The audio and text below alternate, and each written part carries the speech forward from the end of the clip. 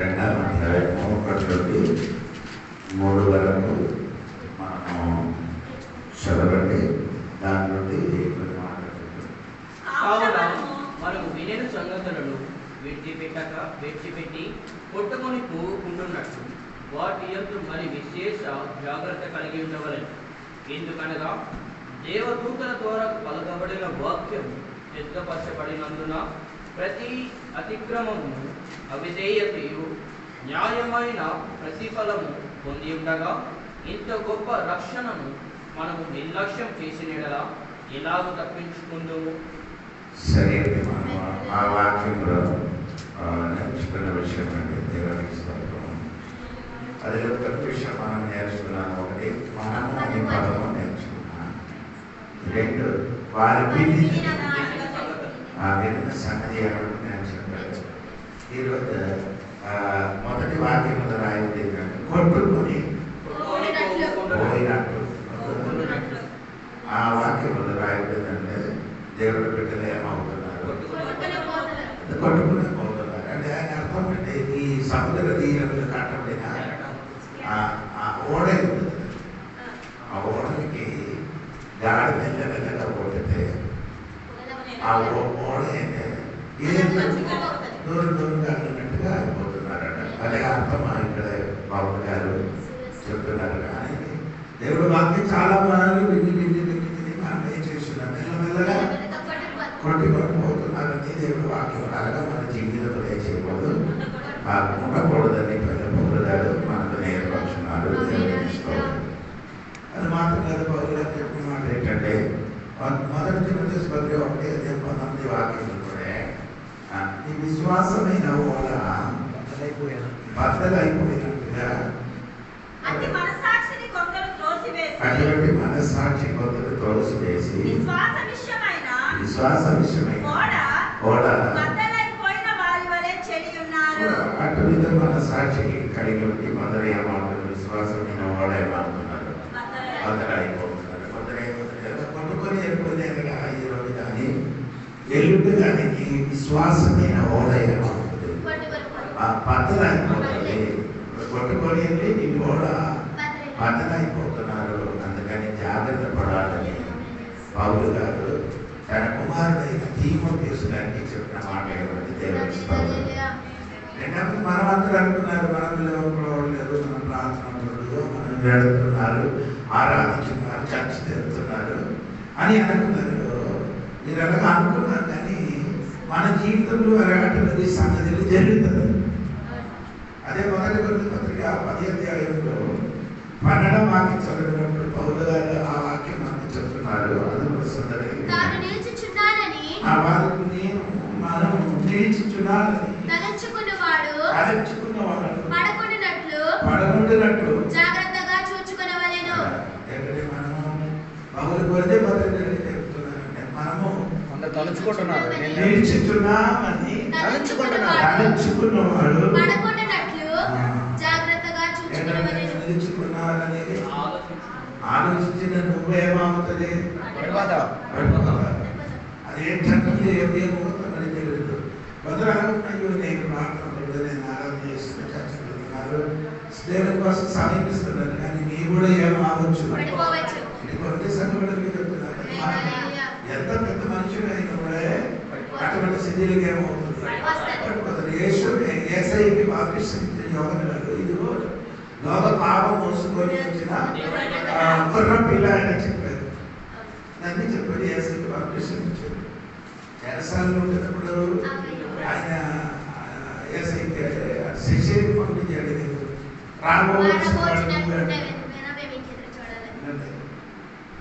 ఏసైకి చూపించారు, బాప్తిసం ఇచ్చారు, పరిశుద్ధాత్మ దేవుడు పాపం వల్ల దిగేశారు. ఇదన్నీ చూసి ఆడేమైంది? పడిపోయింది.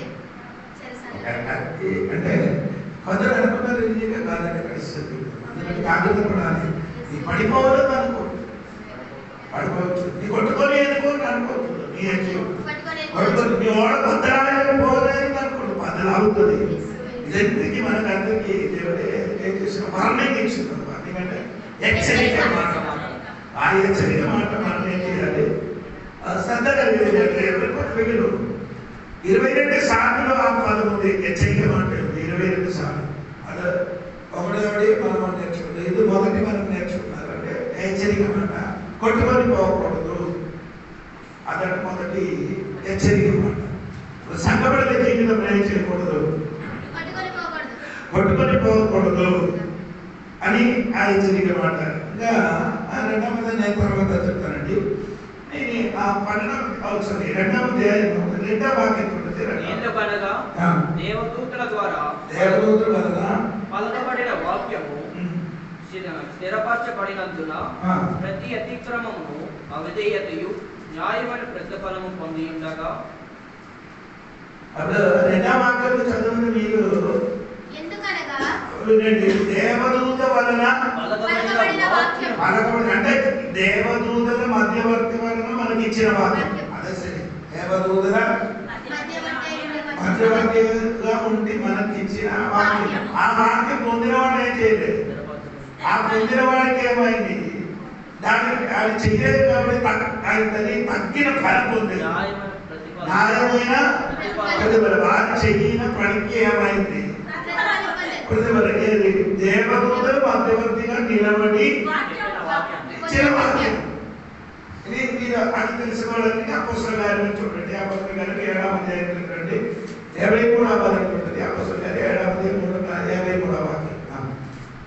దేవదూతల ద్వారా నియమింపబడిన ధర్మశాస్త్రమును మీరు పొందితిరి గాని దానిని గైకొనలేదని చెప్పారు. దేవదూతల వలన వారు పొందుతున్న వాక్యము వారు గైకొనలేరు గాని పొందుతున్నారు కానీ అదేం చేయలేదు, వారు అనుసరించలేదు. అదప్రభు దేవదూతల వల్ల వాక్యం పొందుతున్నారు కానీ వారే చేయలేదు, అనుసరించలేదు. అనుసరించలేడు వారికి ఏం చేశారు?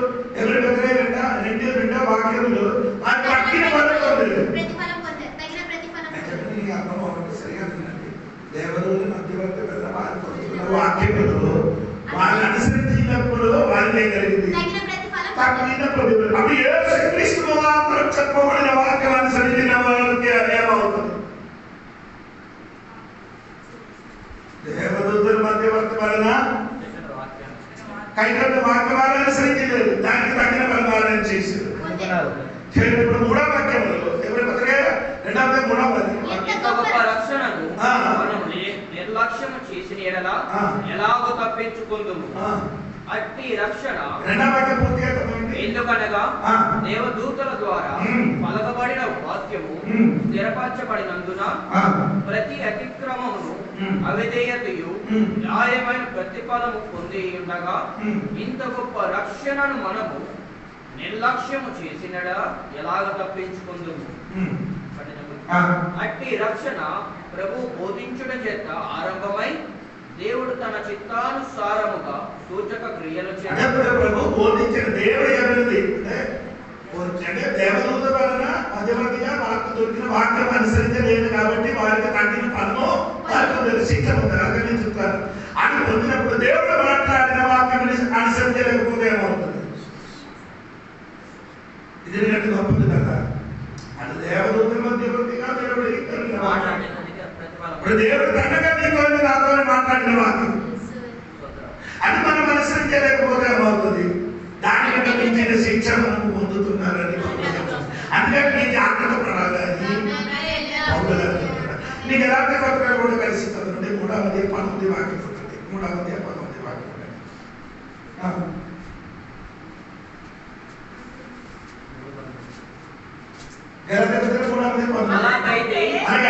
ధర్మశాస్త్రం ఎందుకు ఎవరికి ఆ వాగ్దానం చేయబడినో ఆ సంతానము వచ్చు వరకు అది అతిక్రమములను బట్టి దానికి తరువాత ఇయ్యబడెను. అది మధ్యవర్తి చేత దేవదూతల ద్వారా నియమింపబడేది. మధ్యవర్తి చేత దేవదూత వలన ఏం చేసిన వాక్యం వారికి నియమింపబడేది. ఇప్పుడు మీరు ఒక విషయం దేవదూతల వలన మధ్యవర్తి చేత ఏం చేశారు? వాక్యం వారు చదువుతున్నారు. దేవుడు ఏం చేశారు? తనగా వారికి ఇవ్వలేదు. దేవుడు ఏం చేయలేదు. కానీ నరకబడిన 20 అధ్యాయం మీరు మొత్తం చదివితే దేవుడు వాక్యం దండంగా ఇచ్చినట్టుగా రాయబడింది. దేవుడు తన 20 అధ్యాయంలో మీరు 1 నుండి చదివితే దేవుడు తండ్రిగా ఇచ్చినట్టుగా రాయబడి ఉంది. కానీ ఆ రాయబడి ఉండేటట్టుగా మనకు కనబడుతున్నారు. దేవునికి స్తోత్రం. కానీ దేవుడు ఏం చేశారు? మనుషులకి తండ్రిగా ఏం చేయలేదు, వాక్యం ఇచ్చారు. మధ్యవర్తి వల్ల వాక్యం ఇచ్చారు. దేవునికి స్తోత్రం. ఎంత దేవుడు తండ్రిగా దేవుడు ఇవ్వలేదు, తండ్రిగా దేవుడు ఇచ్చినాడు అనుకో, ఆయన ఎవరు ఏ మనిషికి దేవుడు తండ్రిగా ఇచ్చేది. ఆనాడు తండ్రిగా ఇచ్చినందుకు మనిషిని ఎవరు ఏం చేయరు, ఆయన బతకడు. అది అన్ని ఒక మధ్యవర్తిగా ఉండేది. అందుకని ఒక మధ్యవర్తి ఎవరండి? యూదుడు. రెండవ మధ్యవర్తి మోసే. అంటే దేవదూతలు ఉన్న మధ్యవర్తి దేవదూతులు, మనుషులలో వచ్చిన మధ్యవర్తి ఎవరండి? మోసే. అవి రెండు దేవుడు కలిసి మనకు అంటే మనకంటే ధర్మశాస్త్ర ఇస్రాయేలు ప్రజలకి ఇచ్చారు. ఆ ఇచ్చిన వాటిని మనం ఏం చేయలేదు, అనుసరించలేదు. దుర్యోధన 5 వాక్యం కూడా చదవబడ్డప్పుడు నేను చెప్పిన వాక్యం నీకు మంది కూడా అర్థమవుతుంది. కనుక యెహోవా మాట మీకు తెలియజేయుటకు నేను యెహోవాకును మీకును మధ్యను నిలిచి ఉండగా యెహోవా ఇలాగను సెలవిచ్చాను. దేవునికి మీకును మధ్యవర్తిగా నిలబడిన దేవదూతులు. ఓకే, మనుషునికి మధ్యవర్తిగా నిలబడినది మోసే. అదే దుర్యోధన 5 వాక్యంలో దేవుడు మోసతో మాట్లాడిన విషయం అక్కడ రాయబడింది. అప్పుడు దేవుడి సంఘములో తెలుసుకోవాలి, దేవుడి మధ్య ఉన్న మధ్యవర్తిగా నిలబడిన దేవదూతలు, మనిషిని మధ్యవర్తిగా నిలబడిన మోసగలిగిన ఈ ధర్మశాస్త్రం మోస చేతికి దేవుడే చేశాడు, ఇచ్చిన కాబట్టి ఏమైంది? అది వారే చేయలేదు, అనుసరించలేదు కాబట్టి వారికి తగ్గిన ఫలం ఇచ్చారండి. తగ్గిన కాదండి, తగ్గిన శిక్ష వాళ్ళు పొందుతున్నారు అని దేవుడు వాక్యం. నిర్గమకాండ 32వ అధ్యాయము నేను చదివినప్పుడు మీకు ఇది నేను చెప్పిన వాక్యము కొంచెం అర్థం. 32వ అధ్యాయము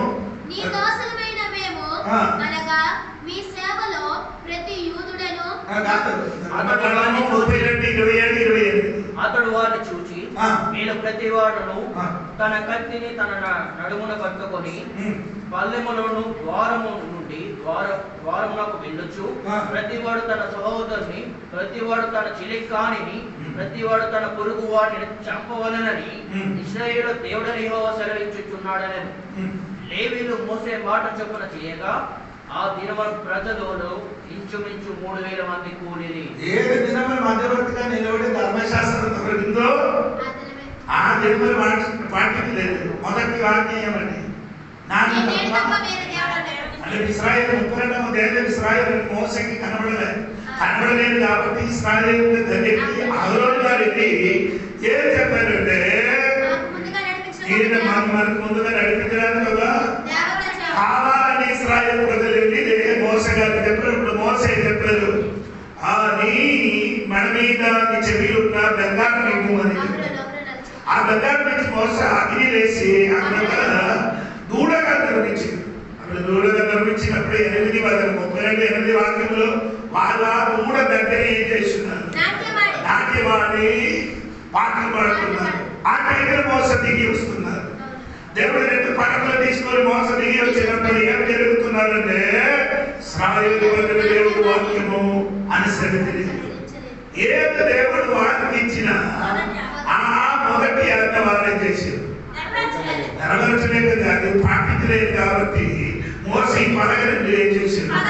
పగలగొట్టిన కాబట్టి మోస గూడాల దగ్గరికి వచ్చి యెహోవా పక్షుల వారిని ఆ దగ్గరికి ఆ మాట చెప్పినప్పుడు వచ్చినది ఏమంటే లేవియా గోత్రం ఏమైంది? మోస దగ్గరికి వచ్చింది. బాకీ మిగిలిన ఏ గోత్రం ఏం చేయలేదు, మోస దగ్గరికి రాలేదు. అదే దేవుడికి స్తోత్రం. కానీ ఏమంటే జరిగిన సంగతి ఏమంటే మోస దగ్గర నడుముకి కట్టుకొని ఈ కట్టు పట్టుకొని సహోదరులని అమ్మాయిని నాన్నని చూడకుండా ఏం చేయాలి? చంపండి. ఆ రోజు 3000 మంది మనుషులు చచ్చిపోయారు. దేని వల్ల? ధర్మశాస్త్రం దొరికిన, దేవరు వలన, మోసం వలన చేతికి దొరికిన, ధర్మశాస్త్రం చేతికి దొరికినప్పుడు అనుసరించలేదు కాబట్టి వారికి 3,000 మంది చచ్చిపోయారు. దేవునికి స్తోత్రం.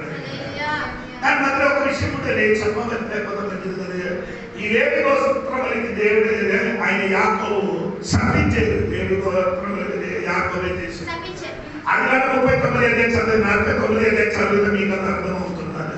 లేవి గోత్రానికి, లేవి గోత్రములు కాదు, వాటిలో తోడుగా ఉన్న దేవునికి స్తోత్రము. 39 ఒకసారి చదువుతూ బాగుంటుంది అన్నమాట. దొరికిందే వాటిని లేవికి చదువుతారు. ఎందుకంటే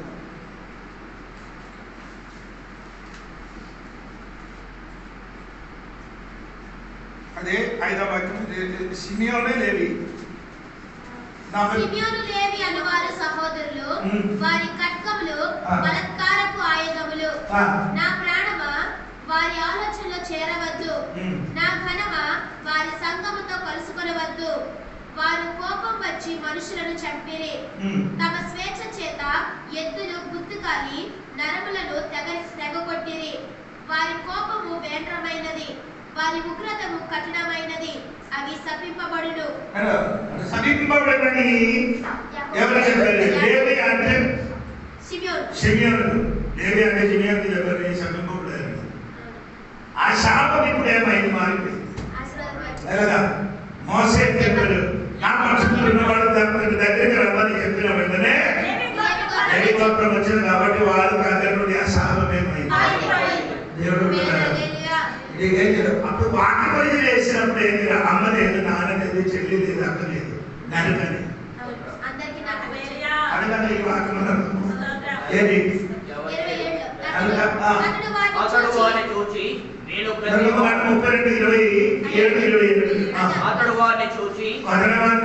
మీలో ప్రతి వాడును తన కత్తిని తన నడుమున కట్టుకొని పల్లెములో ద్వారము నుండి ద్వారమునకు వెళ్ళుచు ప్రతి వాడు తన సహోదరుని ప్రతి వాడు తన చిలికానిని ప్రతి వాడు తన పొరుగు వాడిని చంపవలెనని ఇశ్రాయేలు దేవుడైన యెహోవా సెలవించుచున్నాడు. దేవుడు సెలవించిన మాట విన్నందుకు కత్తి పట్టినప్పుడు ఎవరు ముఖం చూడరు.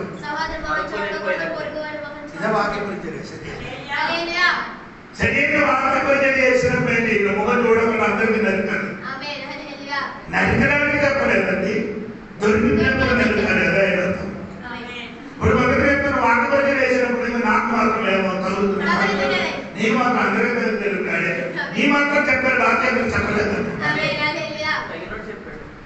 తగ్గిన వాళ్ళు చెప్పారు, వాక్యం చెప్పలేదు, తగ్గింది, ఆడకు తగిలింది, ఆడలేదు. ఇతరులు వాక్య పరిచయం చేసిన వాళ్ళ హృదయంలో పొడిచారని వాక్యం. అపోస్తలుల 2వ అధ్యాయం 37వ వాక్యంలో వాక్యం చెప్పినప్పుడు, ఇతరు వాక్యం చెప్పినప్పుడు ఏమైంది చదవండి. అపోస్తలుల 2:37. వారి మాట విని హృదయంలో నొచ్చుకొని వాక్యం చెప్పినప్పుడు ఏమైంది? మాట పొడవబడి ఎండగలుగుతుంది. అప్పుడు వాక్యం చెప్పినప్పుడు ఏమవ్వాలి? పొడవలేదంటే ఎంతమేమంటే శరీర వాక్యం పడిపోయింది. ఇప్పుడు ఒక విశ్వాసికి దేవుడి సంఘంలో దేవుడి వాక్యము చెప్పినప్పుడు ఏం చేయాలి? పొడవబడాలి. అది నీకు నీ హృదయంలోకి ఏమవుతుంది? తగిలింది. అది ఎప్పుడు పోతుంది? పనులుగా చెప్పిన ఏమంటే 4 అదే 12వ వాక్యము, ఎవరి 4 అదే 12వ వాక్యం. ఎందుకనగా దేవుడి వాక్యము సజీవ బలము కలదై, ఎటువంటి ఖడ్గము కంటే దేవుడి వాక్యం ఉంది. రెండంచెల ఖడ్గం కాదు, రెండంచెల ఖడ్గం. ఓకే, అది అనుకుంటా నీ వాక్యాలు మార్చకూడదు. నీ ఎపిసోడ్ 6వ అధ్యాయము 19వ వాక్యం చూడండి. ఎపిసోడ్ 6వ అధ్యాయం 19. ఆత్మ వలన ప్రతి సమయమునందునకు ప్రతి విధమైన ప్రార్థనను రక్షణను స్నానమును దేవుని వాక్యమును ఆత్మ ఖడ్గము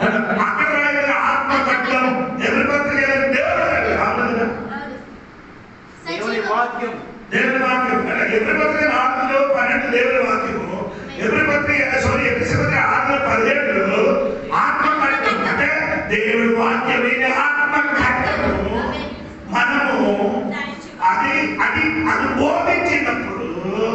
అతనికి ఏమవుతుంది?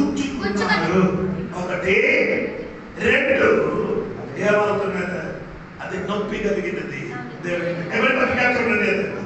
ఖడ్గము కంటెను వడిగా ఉండి ప్రాణాత్మలకు ప్రాణము ఆత్మ కీళ్ళను మూలగాను విభజించినంత మట్టుకు దూరుచు హృదయం యొక్క తలంపులను ఆలోచనలను శోధించుచున్నది. ఎక్కడైనా వాక్యం తగ్గుతున్నారు చూడండి. అందుకే వచ్చినప్పుడు కరెక్ట్గా చెప్తారు. ఆత్మ ప్రాణం ఆత్మ ఇంకేంటి? హృదయములు తలములు. అప్పుడే వాక్యం పని చేస్తుంది. దేవుడు వాక్య సరిగా బోధించినప్పుడు నా చోట్ల ఏం చేయాలి?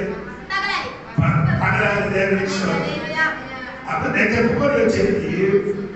లేవికి దేవుడే చేసి వచ్చారు. వాక్యం పట్టుకొని నేర్పారు. అప్పుడు ఆ వాక్య శిక్ష దొరికింది. 3,100 మనుషులు చచ్చిపోయారు. నేను ఏమే కట్టమో 10 అధ్యాయం 1 నుండి 4 వరకు చదవండి. అహరోను కుమారులైన నాదాబు అబీహులు తమ తమ ధూపార్తులను తీసుకొని వాటిలో నిప్పులుంచి వాటి మీద ధూప ద్రవ్యం వేసి యెహోవా తమకు ఆజ్ఞాపింపని వేరొక అగ్నిని ఆయన సన్నిధికి తేగా యెహోవా సన్నిధి నుండి అగ్ని బయలుదేరి వారిని కాల్చివేసెను. దేవుడి దగ్గర అదే బెరిమీడం ఉన్న అగ్ని అయ్యే చేయకూడదు. ఆ అగ్ని ఏం చేయకూడదు. ఇవి వాడే చేసిన వేరే నీకు అర్థమైందా? సొంతంగా ఒక అగ్ని తయారు చేసి ఆలోచించి జంతువుము క్రైస్తవుల పరిశుద్ధాత్మ తాంత్రిక అగ్ని మీలో నీకు దిగొద్దు. అలాగే మనకైతే ఏమంటే శిక్ష పడుతున్నారు. అప్పుడు ఈ వాక్యం దొరికిన వాడికి ఎదురు పాఠం లేదు కాబట్టి ఇక్కడ కూడా కొందరు చచ్చిపోయారు. అక్కడ 3 వేలు, ఇక్కడ ఎంతమంది చెప్పలేదు. ఆ లెక్కన కొందరు ఏమైంది?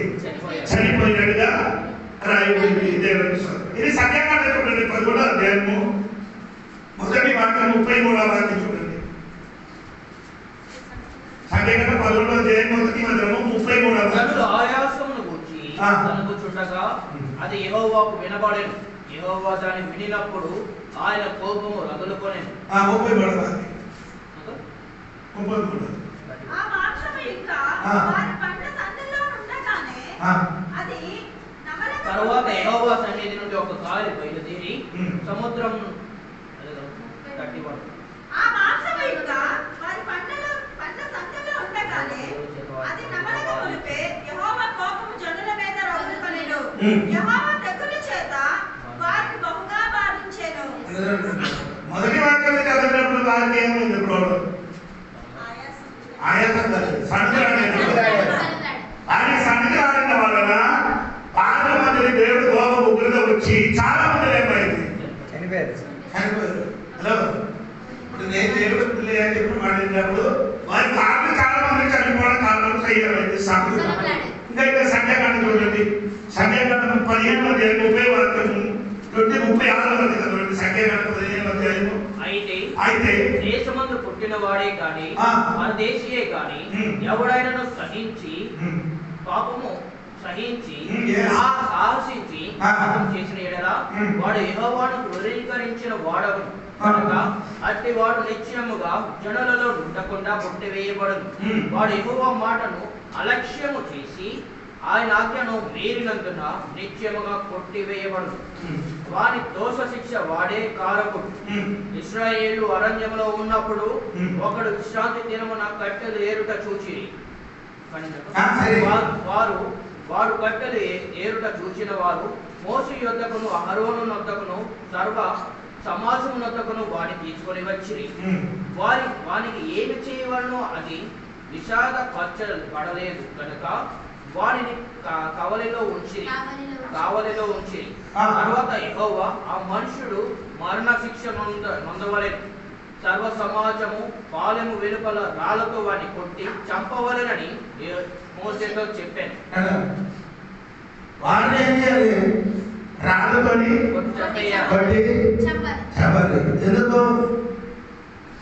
విశ్రాంతి కట్టనంటే అర్థం ఏంటి? పనిచేయడానికి వెళ్ళాడు. కట్టడానికి తీసుకోవడానికి ఏ దినం? విశ్రాంతి దినం ఏ దినం? శనివారం. శనివారం మనకు వాటి విశ్రాంతి దినం వాటి విశ్రాంతి మనకే రోజు ఆదివారం. మనకు ఆదివారం దేవుడు ఇచ్చాడు. ఓకే, ఇప్పుడు ఆదివారం ఈ విశ్రాంతి దినం వారందరూ ఏం చేసి కట్టెలు ఎదుర్కోవడానికి అర్థమే ఎదుర్కోవడానికి వారికి వెళ్ళలేదు. వెళ్ళిన కాబట్టి ఏమైంది? రాత్రి వరకు కొట్టేసి వారికి ఎందుకు వారికి వాళ్ళు రాత్రి వరకు కొట్టి చంపారు? అందరూ శనివారం ఏం చేయాలి?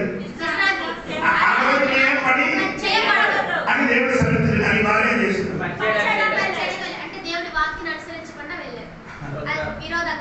ఈ రోజు ఈ కాలం అంటే సంఘంలో ఎవరు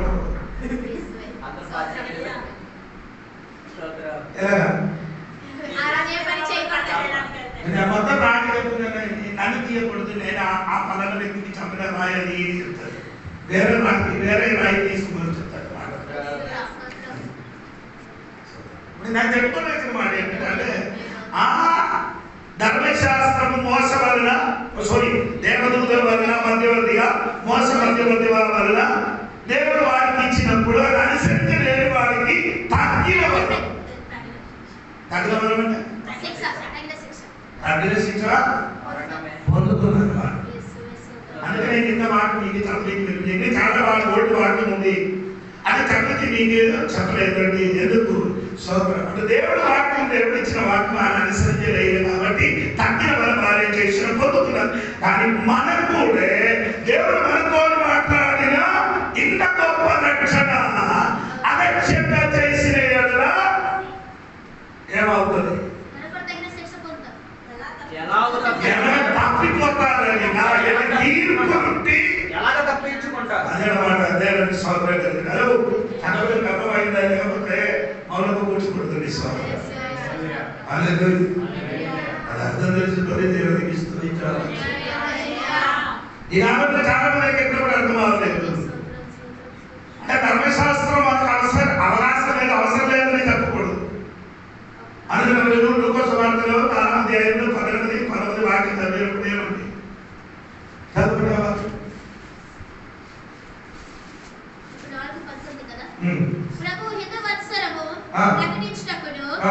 ఆయన నన్ను పంపి ఉన్నాడు అని వ్రాయబడిన చోటు ఆయనకు దొరికేను.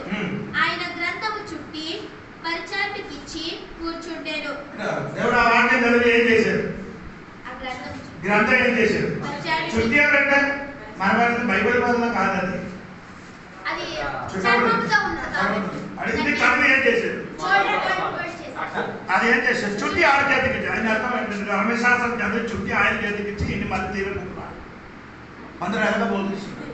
ధర్మశాస్త్రం చదివి చుట్టి ఆ చేతికి ఇంకే చేయకూడదు. అదేంటారా బోధ? ఇస్తూ శిష్యుడికి చెప్పినప్పుడు ఎలాగ చెప్పారండి? మోసే రాసిన ధర్మశాస్త్రంలో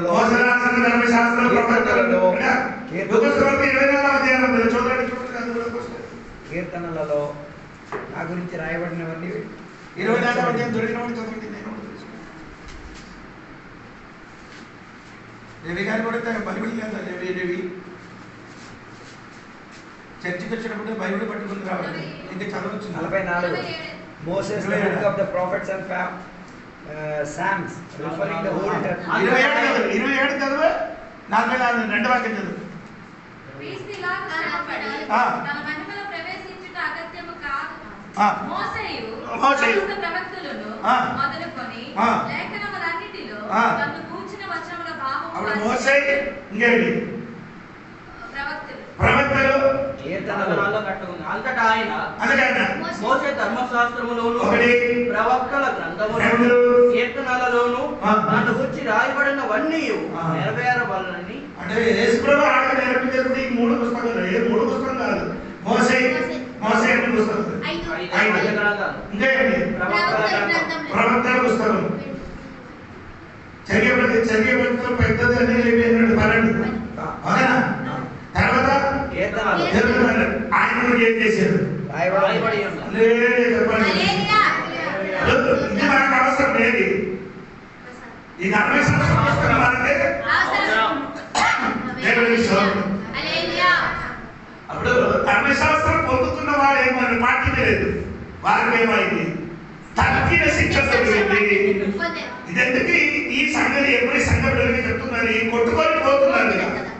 మీరే జీవితంలో ఏమవుతున్నారు? వాళ్ళు కొట్టుకుంటూ పోతున్నారు కాబట్టి ఆ వారికి తగ్గిన ఫలం పోతారు. అంటే నేను మధ్యవర్తిగా మోసకి మధ్యవర్తి అని దేవతల మధ్యవర్తిగా ఉండి ఈ ధర్మశాస్త్రం ఇచ్చిన వారు అనుసరించలేదు కాబట్టి వారికి తగ్గిన శిక్ష పొందినప్పుడు దేవుడు మనతో మాట్లాడినది ఈ లెక్కలు నీ సరిగా అనుసరించి లేకపోతే నీ కూడా ఏముంది? తగ్గిన శిక్ష ఉంటుంది అని అర్థం. దేవుడికి సంతోషం. అది మనం ఏం చేయాలి? అర్థం తెలుసుకున్న ముందుకు సాగాలి. అందరికీ ఇప్పుడు కూడా అర్థం లేదండి. ఏదైనా పర్వాలేదని అనుకున్నారండి. దేవుడికి స్తోత్రం. అలాగే కాదండి, దేవుడికి స్తోత్రం. అందుకని నేను ఎప్పుడు పత్రిక ప్రార్థన పూర్వకంగా నీతోని నేర్పించడానికి నేను సిద్ధపడగా కలిగి ఉన్నాను. నేను ఇది వేరే చోట్ల నేర్పిస్తామని అనుకున్నాను, కానీ లేదు ఇక్కడే నేర్పిస్తాం. మంజుదాన దేవుడు నాకు దేవుడు అటువంటి ఒక తరం ఇచ్చిన కాబట్టి ఆ వాక్యం మీకు నేర్పిస్తున్నారు. దేవుడికి స్తోత్రం. సరే, ఇంకా రండి. ఎప్పుడు పత్రిక 2వ వాక్యం 3వ వాక్యం చదువు. ఎందుకనగా దేవదూతల ద్వారా పలకబడిన వాక్యము స్థిరపరచబడినందున ప్రతి అతిక్రమమును అవిధేయతయు న్యాయమైన ప్రతిఫలము పొంది ఉండగా ఇంత గొప్ప రక్షణను మనము నిర్లక్ష్యము చేసిన యెడల ఎలాగో తప్పించుకుందాము. అట్టి రక్షణ ప్రభు బోధించుట చేత ఆరంభమై దేవుడు తన చిత్తానుసారముగా సూచక క్రియల చేతను మా కార్యముల చేతను నానా విధములైన అద్భుతముల చేతను వివిధములైన పరిశుద్ధాత్మ వరములను అనుగ్రహించుట చేతను వారితో కూడా సాక్ష్యమిచ్చుచుండగా అనుసరించలేదు కాబట్టి ఏం చేశారు?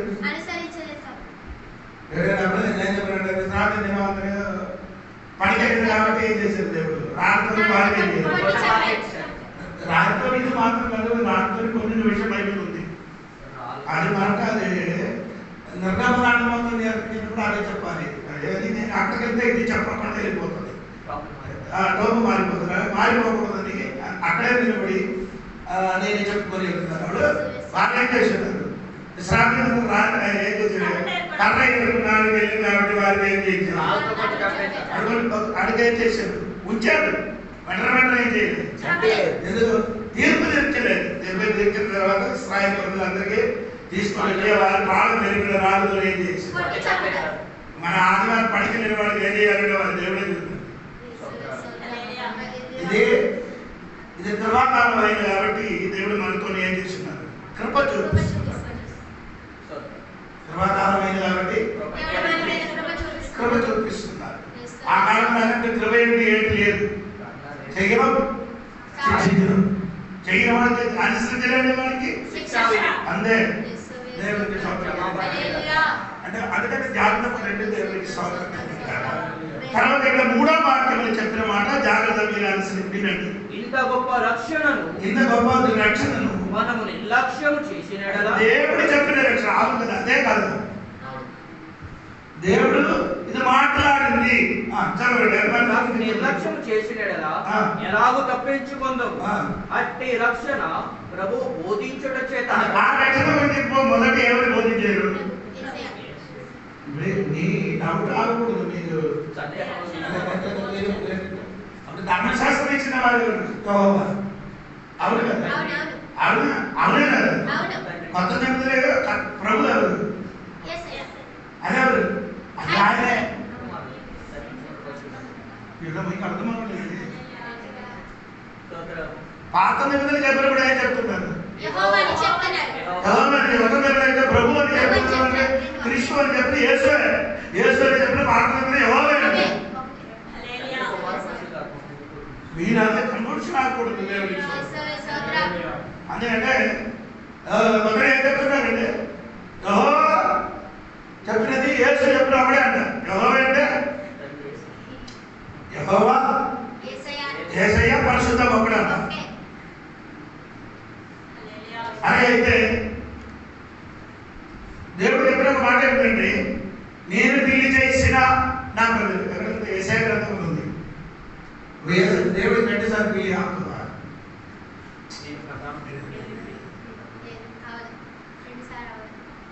అర్థం అవ్వలేదు నీకు? యేసయ్య గ్రంథం నేను ఎప్పుడు చదవలేదు కానీ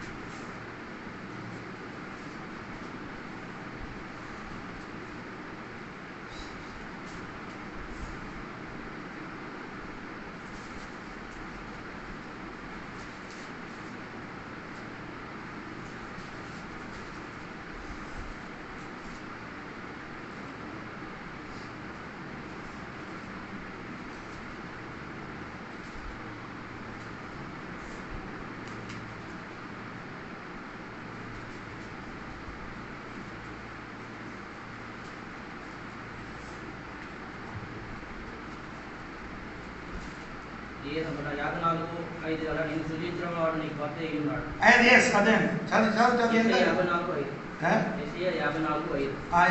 అంతవరకు నేను వచ్చింది 54:5 చదవండి. నిన్ను సృజించిన వాడు నీకు భర్త అయి ఉన్నాడు. నేను నిన్ను సృజించిన వాడు నేనే నీకేమో భర్త అయి ఉన్నాడు. యేసుప్రభు దేవుడు యెహోవా దేవుడు వారికి ఇశ్రాయేలుకి ఏమన్నాడు? భర్తగా ఉన్నాడు. ఆ దేవుడు అంటే ఇక్కడికి వచ్చినప్పుడు దేవుడికి స్తోత్రం. అప్పుడు నేను చెప్పిన మాట ఏంటంటే, ఇక్కడ మీరు ధర్మశాస్త్రం ఇచ్చిన అదే దేవుడు ఇప్పుడు మనకే చేస్తున్నారు. ధర్మశాస్త్రం ఇచ్చిన యెహోవా ఇక్కడికి వచ్చినప్పుడు యేసుక్రీస్తు దేవుడికి స్తోత్రం కలిగింది. ఇప్పుడు మనము ఒక దేవుడు తండ్రి కుమారుడు ముగ్గురు పేరు చేస్తున్నారు. త్రియేక పరమేశ్వరుడు మనం త్రియేక దేవుడిని మనం నమ్ముతున్నారు. అర్థమైంది? త్రియేక దేవుడు ఒకటే అని నమ్ముతున్నారు. కానీ కొన్ని విషయంలో వేరే వేరే ఇమేజ్ చేస్తున్నారు. ఆయనకి వారికి వేరే పని ఉంది, పరిచర్యలో వారు వేరే పరిచర్య ఏముంది, వేరే తేడా ఉంది. దేవుడికి స్తోత్రం. అప్పుడు అది మర్చిపోకూడదు. దేవుడికి స్తోత్రం కలిగింది. యేసుక్రీస్తు లోకంలోకి వచ్చినప్పుడు ఆయన పేరండి, యేసుక్రీస్తు లోకంలో వచ్చినప్పుడు ఆయనకు ఒక పేరు యేసు. అది లోకంలోకి వచ్చినప్పుడే ఆయన పేరు యేసు. కానీ పరలోకం వెళ్ళినప్పుడు యేసు అని పేరు లేదు ఆయనకి. దేవుడి వాక్యం అని పేరు. ప్రకటన 13 అది నేను ఎందుకు చెప్పానంటే, మీరు మనుషులు నాకు దేవుడికి స్తోత్రం కలిగింది కదా. అప్పుడు నేను చెప్పిన మాట మర్చిపోకూడదు. 3 దేవుడు కాదు మనకు, ఒక్కడిలో యూనిటీ స్తోత్రం కలిగింది. అదే అప్పుడు మీరు తెలుసుకోండి అంటే, దేవుడు మాట్లాడిన రక్షణ. యేసు ఏం చేశాడు? మాట్లాడిన రక్షణ. ఎక్కడ మాట్లాడుతుంది? యోహాను సువార్త 12వ అధ్యాయము 1 వాక్యం ఉంటుంది. యోహాను సువార్త 1 ఎందరు అంగీకరించురో వారికందరికి, అనగా తన నామమున విశ్వాసం ఉంచిన వారికి దేవుని పిల్లలవరకు ఆయన అధికారం.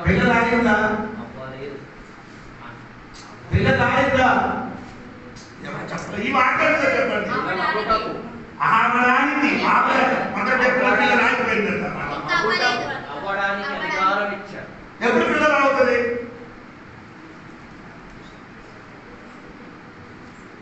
నేను చెప్పిన అర్థమవుతుందండి. ఎప్పుడు రిసీవ్ చేస్తారో అప్పుడు పిల్లలు అవుతారు. నేను చెప్పిన పిల్లలు అవడానికే అధికారం ఇచ్చారు మాకు. ఎప్పుడు పిల్లలు అవుతుంది? 2 కొరింథీ పత్రిక 17 వాక్యం చూడండి. 2 కొరింథీ 6వ అధ్యాయం 16-17. దేవుని ఆలయమునకు విగ్రహముతో ఏమి పొందిక, మనము జీవము గల దేవుని ఆలయమై అందుకు దేవుడు ఇలాగ సెలవిచ్చుచున్నాడు, మ్మ్. నేను వారిలో నివసించి సంచరింతురు, నేను వారి దేవుడునై ఉందును, వారు నా ప్రజలై ఉందురు.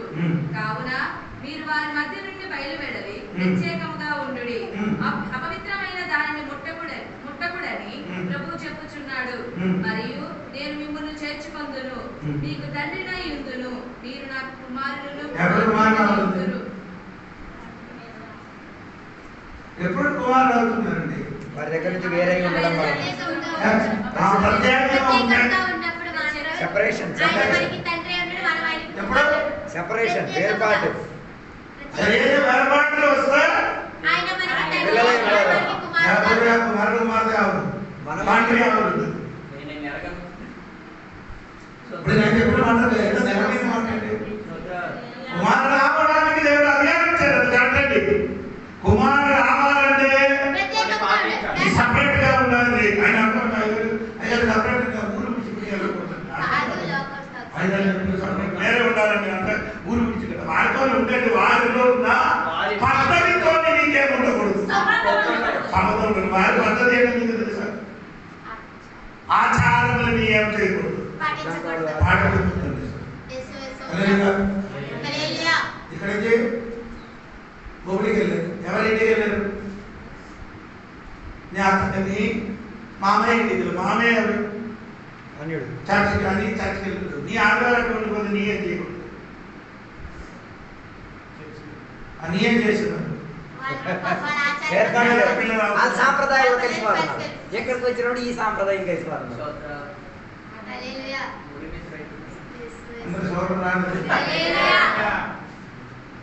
మామయ్య ఇంటికి వెళ్ళాలి. ఆదివారం అయింది. ఆదివారం నీ ఏం చేయాలి? చర్చకి వెళ్ళాలి. ఇక్కడ కానీ ఏదైనా చర్చకి ఎక్కడ దేవుడిని ఆరాధించిన సెలవుకి ఎవరు వాడు కూడా ఎవరు నీ కూడా వెళ్ళలేదు. ఏమైంది? అదే ఎవరైతే నీ పిల్లలు అవుతుందండి. ఆ రోజు పిల్లలు కాదు,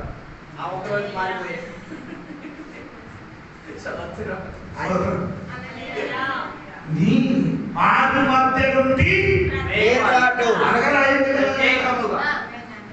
కావున మీరు వారి మధ్య నుండి బయలువెడలి ప్రత్యేకముగా ఉండేది. వారి మధ్య నీవు మామయ్య తోడుగా ఉండమని చెప్తారు. వారి మధ్య మీరు కూడా అటువంటి ఆరాధన చెప్తారు చేయండి. వేరే ఉండడం అని చెప్పడం ఏమంటే వారి చీకటి ఏంటి, పైన వారు చీకటి, మన తెలియదు. వెలుగు చీకటి కలిసి ఉంటారు. దేవుని బిడ్డలు ఉంటే కలిపేస్తారు.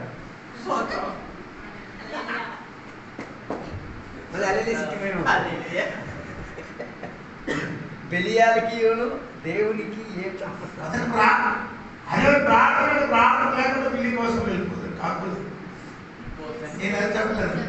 వాళ్ళ ఇంట్లో తిండి కోరలేదు. నేను ఏం చెప్పినప్పుడు రెస్పెక్ట్ ఇచ్చి చెప్పాలి. కొన్ని మాటలు మరుగుతుంది. లేదు, ఇలాంటి విషయాలకి రెస్పెక్ట్ ఉండకూడదు. మూడీ చెప్పాలి.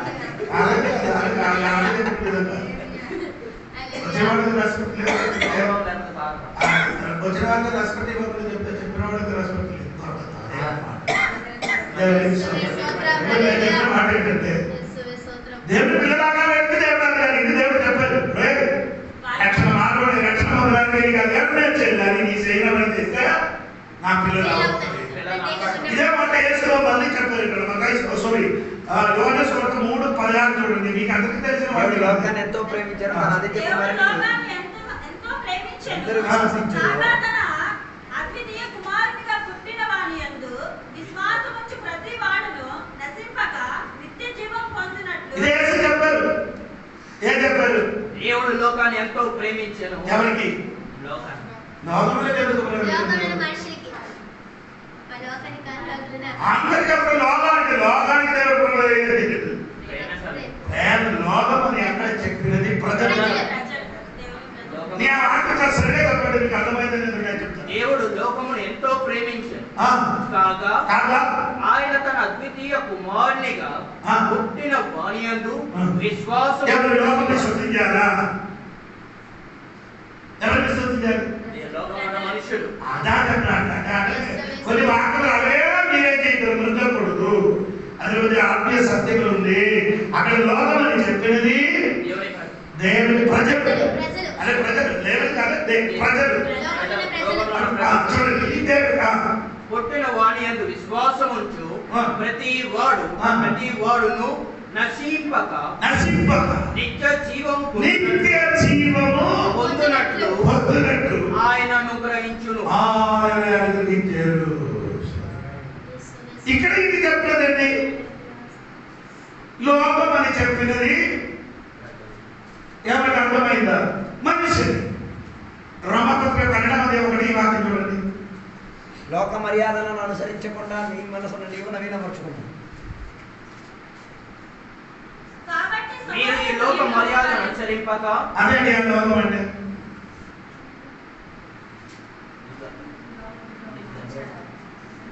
లోక మర్యాద అది ఆచారం. ఆ లోకం ఆచారం, ఈ లోకం మనుషులు. ఇదిగా నేర్చుకోవాలి. దేవునికి స్తోత్రం. అక్కడ దేవుడు లోకమును ప్రేమించారండి. లోకములున్న ప్రజలు ప్రేమించారు. ఆ ప్రేమించిన వాడు, ఆయన విశ్వసించిన వాడు ఏమవుతున్నారు? నిత్య జీవము. జీవము నిత్యము. నిత్య జీవము, జీవం రెండు ఉందండి. జీవము నిత్య జీవం వేరే. మనము యేసు చెప్పిన నీకు నిత్య జీవం ఇవ్వడానికి వచ్చింది. ఓకే, ఇంకా యోహాను సువార్తలో ఇది ఉంది, జీవము ఇస్తాడు. జీవం ఇవ్వడం, జీవము నిత్య జీవన రెండు అదేమి డిఫరెన్స్ చెప్తాను. ఇప్పుడు చెయ్యి కాదు పని చేయలేని ఒక మనిషి ఉన్నారు. చెయ్యి కాదు పని చేయలేదు, ఆడ మధ్య మీద పడుతున్నారు. ఆడ దగ్గరికి ఒక పాము వచ్చారు అనుకో, ఆడ చేయదు. ఆడ చేయడు, ఆడ ఈడొచ్చి చేసి ఆయన ఏం చేయాలి? ఎవరొచ్చి చేస్తారు? పని చేసే పిల్లలు వాళ్ళు వచ్చి కార్యం సమర్పిస్తారు. అదే విధంగా నీ దగ్గరికి వస్తాయి పరిగెట్టడం, లేకపోతే ఏం చేస్తారు? చంపడం. ఎందుకు మీరు పరిగెట్టడం చంపడం కావాలండి? మీకు ఆయనకి నీకున్న జీవంలో తేడా లేదు కాదు. ఆయన జీవం ఉంది, సమృద్ధి జీవం లేదు. సమృద్ధి జీవనంగా చేయగానే ఏమవుతుంది? నీకేముంది? సమృద్ధి కలిగిన జీవనం కదా, కాబట్టి నీనే చేయొచ్చు, చంపవచ్చు. దేవునికి స్తోత్రం. జీవం వేరే, నిత్య జీవం వేరే. దేవునికి స్తోత్రం. అదే చెప్పండి గట్టిగా.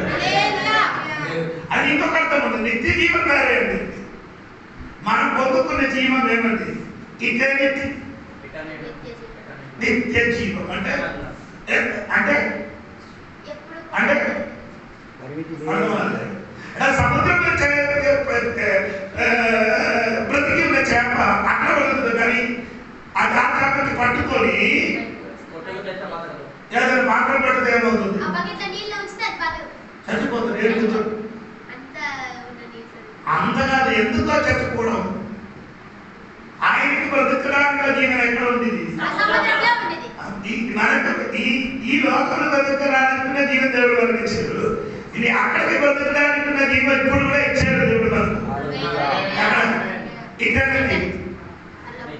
నిత్య స్థలంలో, నిత్య స్వర్గంలో జీవించిన, పరలోకంలో జీవించడానికి ఇక్కడ జీవన దేవుడు మనకి ఇప్పుడే దేవుడికి స్తోత్రం. ఇంకా చెప్పండి, ఇక్కడ 3 సాక్షి గురించి చెప్తున్నారండి. ఆ రక్షణ కోసము 3 సాక్షులు దేవుడు ఏం చేస్తున్నారు చెప్తున్నారు. మొదటి సాక్షి ఏమండి? చదవండి 3వ వాక్యం. ఇంత గొప్ప రక్షణ మనము నిర్లక్ష్యం చేసిన ఎలాగో తప్పించుకుందాము. అట్టి రక్షణ ప్రభు బోధించడం చేత ఆరంభమై దేవుడు తన చిత్తానుసారంగా సూచక క్రియల కార్యముల చేత, నానా విధములైన అద్భుతముల చేతను. ఇది మొదటి సాక్షి. అప్పుడు దేవుడి రక్షణ గురించి 3 కార్యములు చెప్పారు. 1 సూచన, 2 మహత్వ కార్యము, 3 అద్భుతాలు. అపోస్తలుల 2వ అధ్యాయంలో 22వ వాక్యం చూడండి. ఈతగా చెప్పిన మాట ఉంది. ఆలోచించండి. ఇశ్రాయేలు వారా ఈ మాటలు వినుడి. దేవుడు యేసు చేత అద్భుతములు, మహత్కార్యములు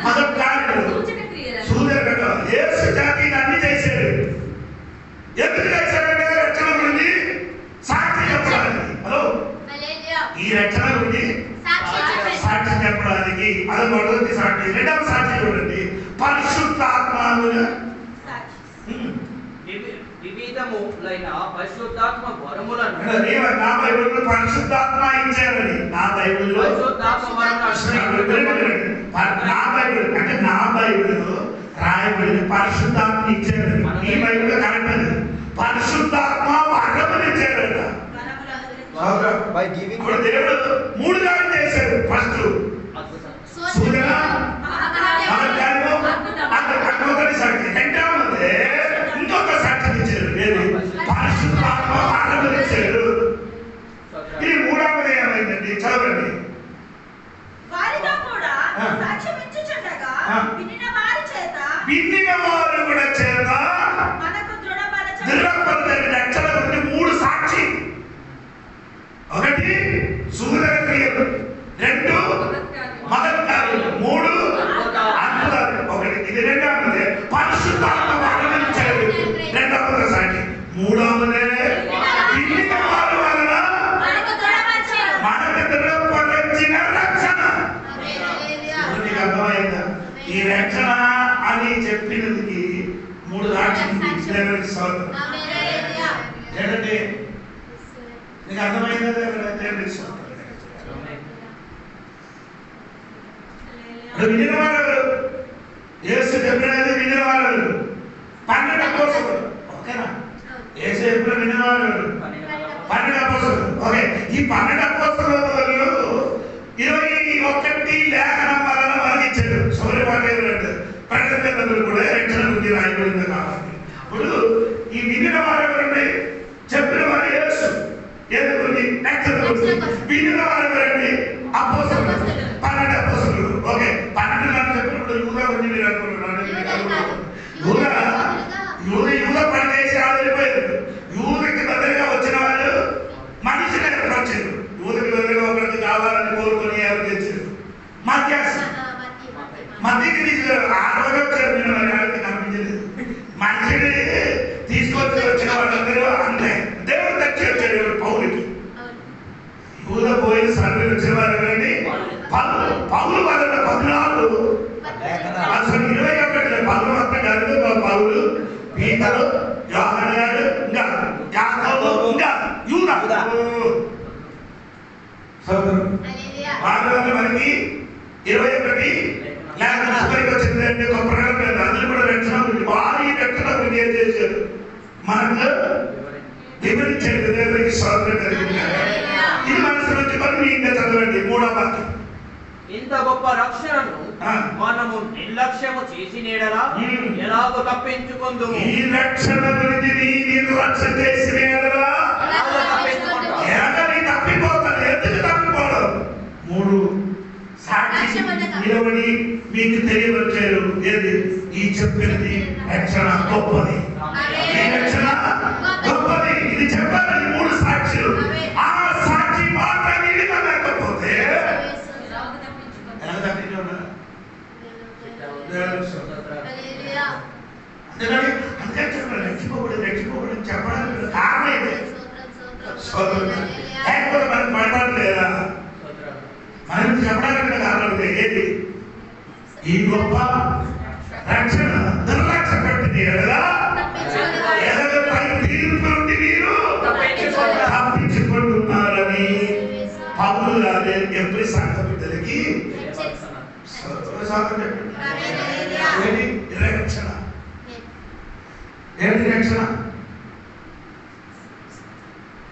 రక్షణ అనే పదానికి అర్థము శిక్ష నుండి విడుదల. అదే రక్షణ. నీటి పడిపోయిన వాడి అక్కడికి రక్షించడం అదే రక్షణ. అది కూడా ఒక రక్షణ. రోగం నుండి పడిపోయిన వాడికి రక్షణ. అది కూడా ఒక రక్షణ. ఆ రక్షణ ఈ రక్షణకి తేడా ఉంది. అదన్నీ ఏ రక్షణ ఏంటి? శారీరక రక్షణ. మనిషి ప్రాణాన్ని బతికించడానికి రక్షణ. శరీరం గురించి రక్షణ. అది ఏది? రోగంలో పడిపోయినప్పుడు, నీటిలో పడిపోయినప్పుడు ఇదన్నీ ఏ రక్షణ? ఈ రక్షణ అది కాదు.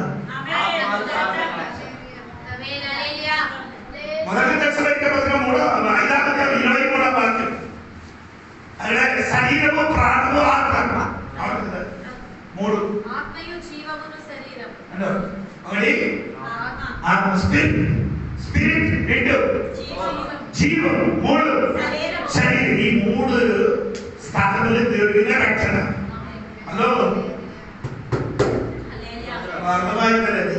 ఈ రక్షణ రెచ్చిపోబడిన సమయంలో నీకు ఎక్కడెక్కడ రక్షణ దొరుకుతుంది? మూడు సంవత్సరాలు ఫస్ట్ ఎక్కడ దొరుకుతుంది రక్షణ? ఫస్ట్ మనకు ఎక్కడ దొరుకుతుంది? ఎందుకు? ఆత్మ చచ్చి ఉండేది. ఇప్పుడు నీ ఆత్మ ఏమైంది? ఇప్పుడు నేను చెప్తాను, రెచ్చిపోబడిన మునుపు నీ ఆత్మనే ఉంది. అప్పుడు ఐదు దేవుడు అదే ఇచ్చారు. ఆదాము దేవుడు చెప్పారు, ఏ రోజు నువ్వు ఫలం తింటూ ఆ రోజు చచ్చిపోతావు.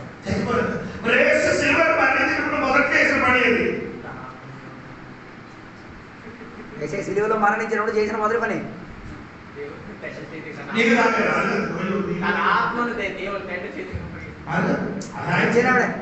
మనకు మనిషి వరకు చేసిన మొదటి పని అని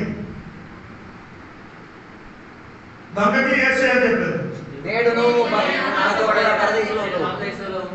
అప్పుడు చచ్చిపోయిన వాడు ఫస్ట్ ఎక్కడ దొంగ వెళ్ళిపోవాలి, అదే దేవుడు ఫస్ట్ సిలువలు దిగిన ముందు మనిషి కోసం పనులు చేసేయాలి. అది మూయబడిన బాబు, అదే మూయబడిన దేవుడే చేసేది. అందుకని ప్రకటన 1:18 మరణంలో పాతాళంలో అదే దేవుడు తీసుకున్నారు. మొదటి నీ కోసం చేసిన పని పాతాళం తెరబడుతుంది. అంటే ఆత్మరక్షణ పొందిన వాడు మొదటి ఎక్కడ వెళ్ళాలి? తీసుకువెళ్ళాలి. అది దొరక అది తెరవలేకపోతే ఈడిపడిపో గోవింద ఎవరిది? దొంగది చచ్చిపోయిన దొంగపడి గోవింద అటు ఉంటాడు ఇటు ఉంటాడు, అటు ఉంటారు ఇటు ఉంటారు అన్నమాట. అంటే దేవుడు ఆయన మొదటి చచ్చిపోయిన ఇది దొంగకి ఓరైనా నీ నాతో పాట ఎక్కడ దేవుడు మనకు కోపం చేసింది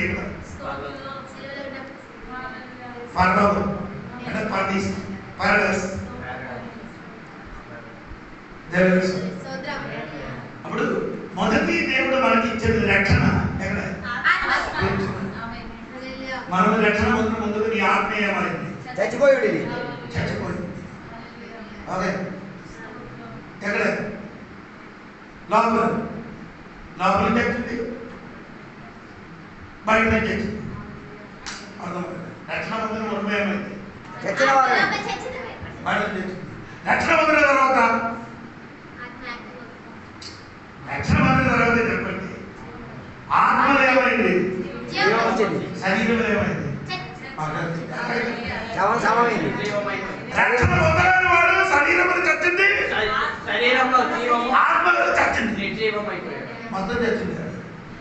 నిర్జీవమే. రక్షణ పొందిన మనలో ఆత్మలో శరీరంలో మృతమే. స్వల్పం కలిగింది. శరీరమేమో చచ్చిపోవాలి. దేవునికి స్తోత్రం.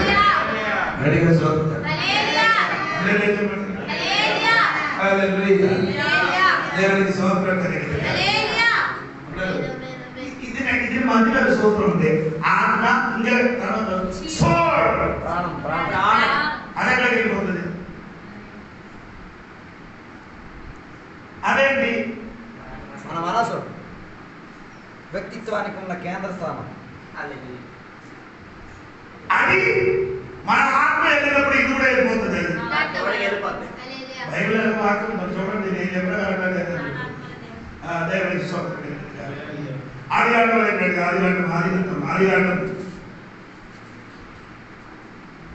30:28-17 వాక్యం చూడండి.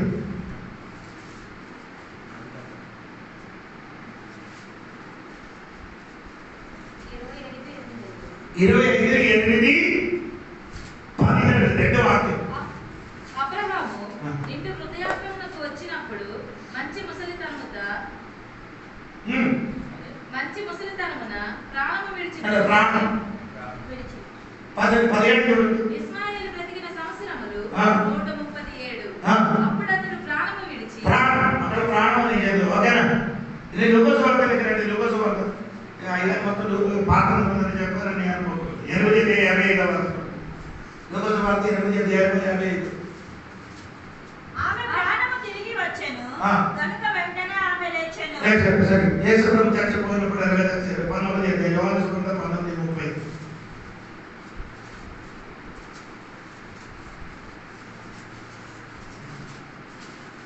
యేసు ఆ చిరక పుచ్చుకొని సమాప్తమైనదని చెప్పి తల వంచి ఆత్మను అప్పగించాడు. అక్కడ ఆత్మ ఇక్కడనే దేవునికి స్తోత్రం. ఇది రెండు కూడా కలిసి ఉన్నారండి. దేవునికి స్తోత్రం.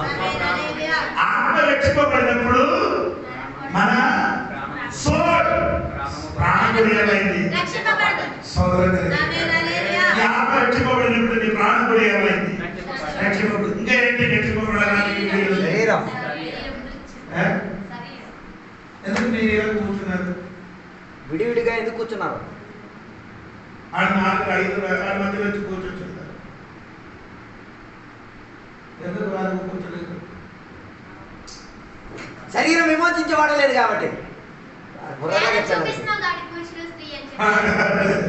శరీరం విమోచన కలిగలేదు. మన శరీరం ఏం కలిగలేదు, విమోచన కలిగలేదు కాబట్టి మనం వేరే వేరే కూర్చున్నారు అని అర్థం.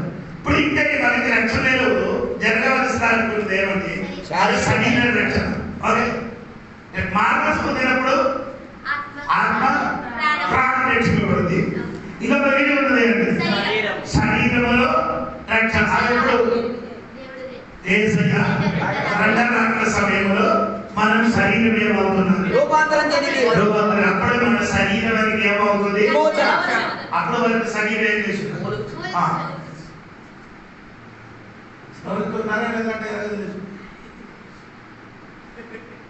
ఎలా తెలుసు? మూలుగుతున్నదా లేదా? శరీరం మూలుగుతున్నదా లేదా అని ఎలా తెలుసు? భార్య భర్తగా లేదా ఇంట్లో ఎవరితో గొడవ అయినప్పుడు వీడి మధ్య నుంచి మనకి రోజు చెప్తారు. అలా కదా, ఆడేళ్ళు పడి అని చూసి ఈ ఊరు నుంచి ఎక్కడికి వెళ్ళిపోతే బాగుంటుంది.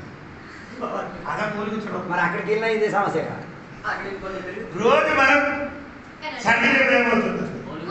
ఈ మూలంగా విని భూమి కూడా ఏమవుతుంది? భూమి కూడా ఏమవుతుంది? సమస్య సృష్టి మూడుతున్నారండి. సమస్య అదేమో మూడుతారు. చెట్లు, చరచరాలు, జంతువులు మొత్తం నీ వచ్చినప్పుడు ఆ కుక్క నిన్ను చూసి అడిగేది అది ఎందుకు? అది మూలుగుతున్నారు. చెట్టు నరికినప్పుడు చెట్టినప్పుడు చెట్టు చెప్తున్నా ఎప్పుడు నాకు ఒక విడుదల కలుగుతున్నాను. మనిషిని మూలుగుతున్నారు, సృష్టి మూలుగుతున్నారు. అది మనకి ఇదన్నీ కాదు కదా. మనిషిను ఈ సృష్టి మొత్తం ఏమవుతుంది? ఇంకా ఏడుపు సఖ్య కాని మాటలతో మూలుగుచున్నది. ఎవరు? ఆత్మ. నేను మూలిక గురించి కాదు చెప్పడం. ఇక్కడ లేనట్టున్నారు కదా. ఇది రామపత్రిక 8:22 చదవండి. 22 రామపత్రిక 8:22 చదవండి. ఇది వరకు ఏకగ్రీవంగా మూలుగొచ్చు. అలా సృష్టి మూలుగుతున్నారు రెండు. అంతేకాదు ఆ తర్వాత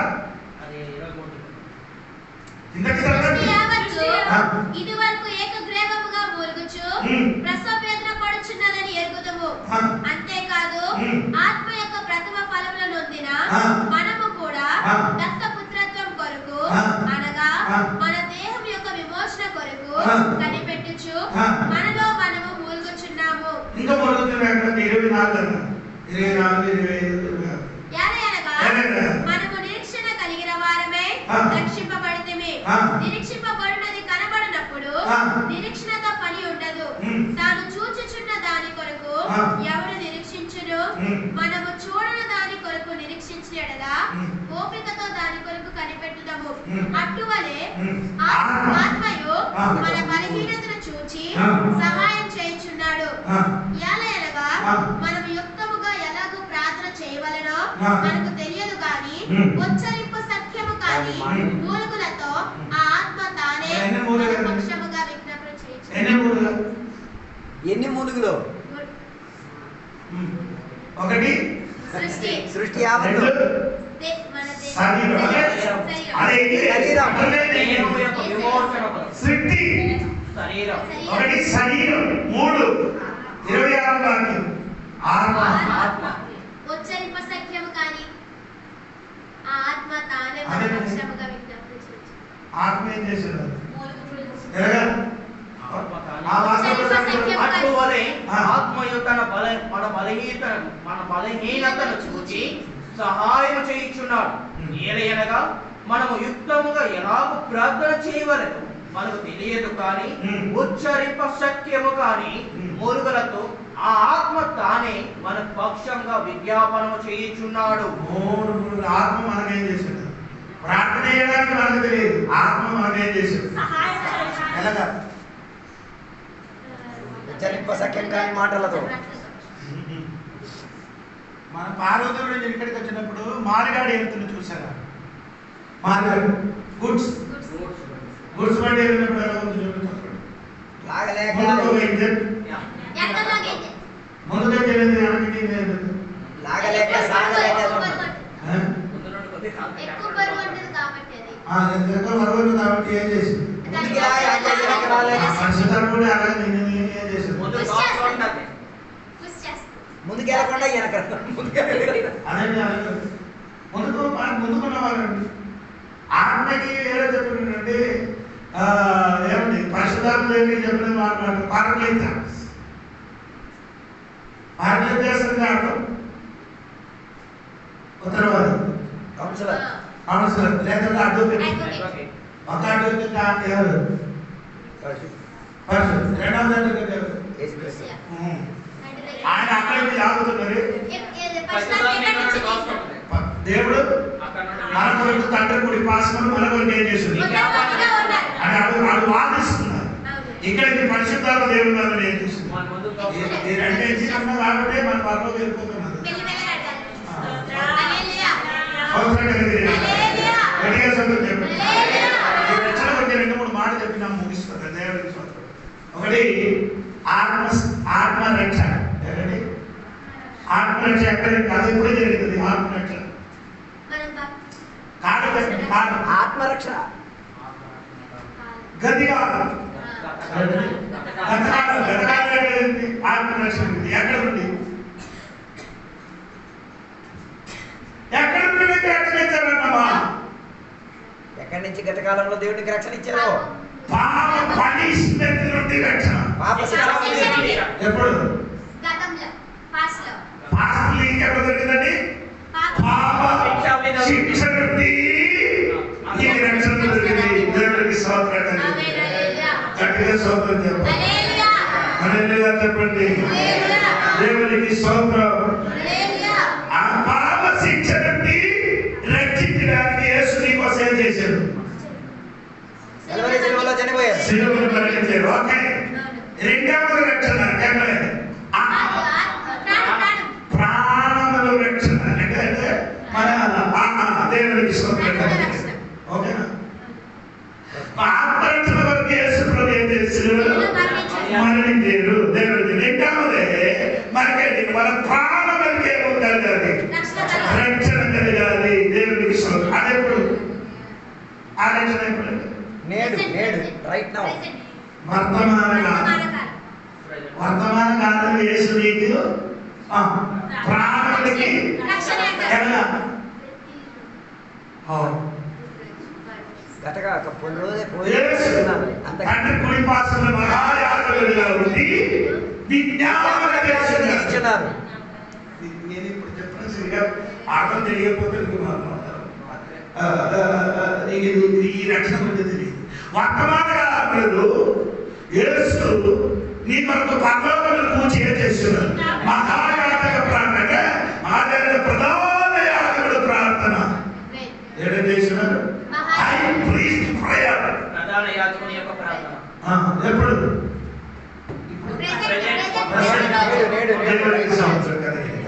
ఓకే. ఇంకా మూడవది ఏంటంటే శరీర రక్షణ. అప్పుడు ఇప్పుడు నేను చెప్పిన ఈ రక్షణ ఉంది ఏమండి? దేవుడికి స్తోత్రం కలిగిన కాక. ఆ రక్షణ ఉంటే దేవుడికి స్తోత్రం కలిగిన కాక. రక్షణ నుండి దేవుడు వాక్యం అంటే పాప శక్తి నుండి మనకు కలిగిన రక్షణ. ఏదండి పాపపు శక్తి నుండి ఎలాగా యేసయ్య ప్రధాన యాజకుడు ప్రార్థన వలన పాప శక్తి నుండి మమ్మల్ని ఏం చేస్తున్నారు? రక్షిస్తున్నారు. ఇప్పుడు ఇంకా మన శరీరములు ఇంకా రక్షణ శరీరం అదెప్పుడు ఎవరిస్తుంది? ఓకే, అప్పుడు మనకి ఎలాంటి రక్షణ అయితే పాప సాన్నిధ్యం నుండి ప్రశంస నుండి ఒక రక్షణ. ఇంకా చెప్పండి, నా చెప్పినట్టు చెప్పండి. పాప శిక్ష నుంచి రక్షణ. సరే,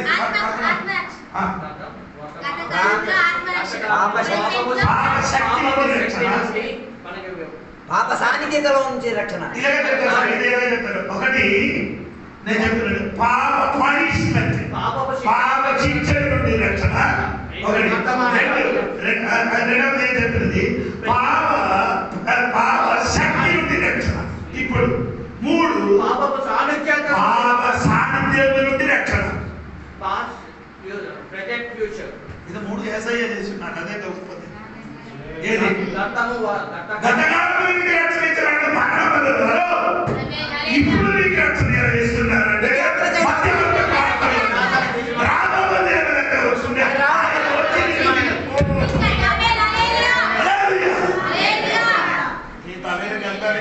గొప్ప కష్టం. అది ఎక్కాలంటే ఎంత ఎక్కిందో నాకు తెలియదు. వీళ్ళు విన్నారు, అది వినీసి కూడా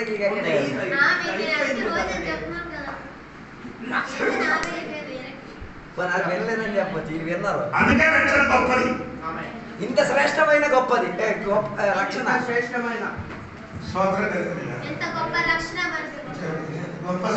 ఆయన గొప్ప సమయం చెప్పడానికి ఇష్టం ఉందండి. సమయం చూస్తున్నారు, మీరందరూ పని చేయలేదు. హలో, రాకపోలేదు, అర్థమైంది. ఏంటైంది? పాప శక్తి నుంచి ఉన్నప్పుడు పాప శిక్ష రక్షణ. పాప శిక్ష అది యేసయ్య మన కోసం మరణించే పాప ఆయన మోసుకున్నారు. ఆ శిక్ష మొత్తం ఆయన మీద పడి ఆయన మోసం కానీ నియమైంది. ఊరి నుండి తప్పిపోయి ఊరి నుండి కాదు రెండు ఈ లోపల తిరిగినప్పుడు ఆ పాప శక్తి నిన్ను ఏం చేస్తుంది? లాగుతుంది. ఆ లాగిన శక్తి నుండి దేవుడు నిన్ను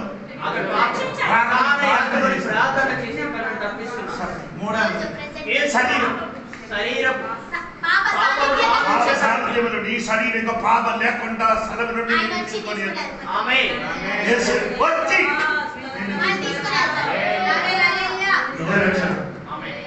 ఇది విస్తరించి చెప్పాలంటే అదే ఒక సబ్జెక్ట్ అవ్వాలి. రక్షణ అని ఒక సబ్జెక్ట్ చెప్పాలంటే అది ఎప్పుడు నుండి ఎప్పుడు వరకు రక్షణ గురించి చెప్పాలి.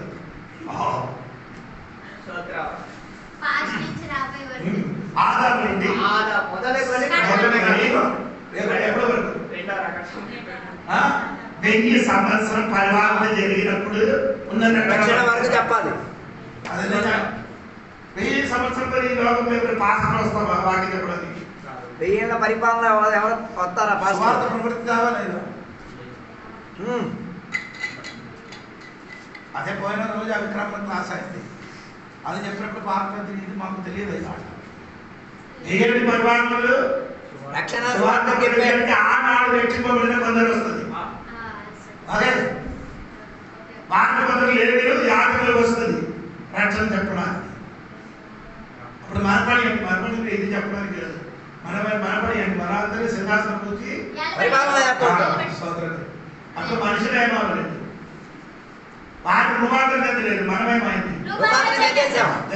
దేవుడికి స్తోత్రం. వాకింగ్ లేవు మర్మమ్మని తెలుసుకుంటే చాలా సంతోషం కలుగుతుంది. నీటిలో అవసరం లేదు కదా.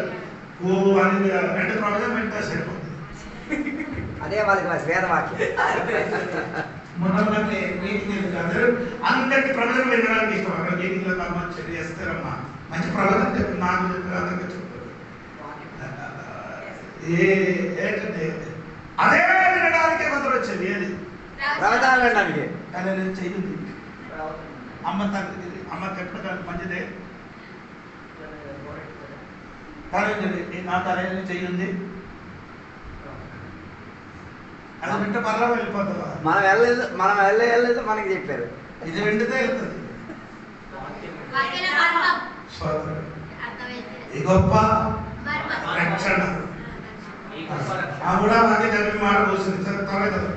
ఇంత గొప్ప రక్షణను మనము నిర్లక్ష్యము చేసిన ఎడల ఎలాగూ తప్పించుకొందుము. మూడు అయిపోయిందా? అంతే. ఇప్పుడు ఇద్దరు ముందుకి నాకు చెప్పిన మరి చెప్పుకోండి. మోస దూదలు మధ్యవర్తిగా ఇచ్చిన ధర్మశాస్త్రం అనుసరించలేని వారికి వారికి ఏమవుతుంది? యేసు మాట్లాడిన ఈ రక్షణ అంగీకరించలేకపోతే ఏమవుతుంది? దానికంటే డబ్బులు శిక్ష తప్పించుకోలేదు. ఈ రక్షణ నిర్లక్ష్యపట్టిన తీర్పు నుండి తప్పించడం అవకాశమే లేదు.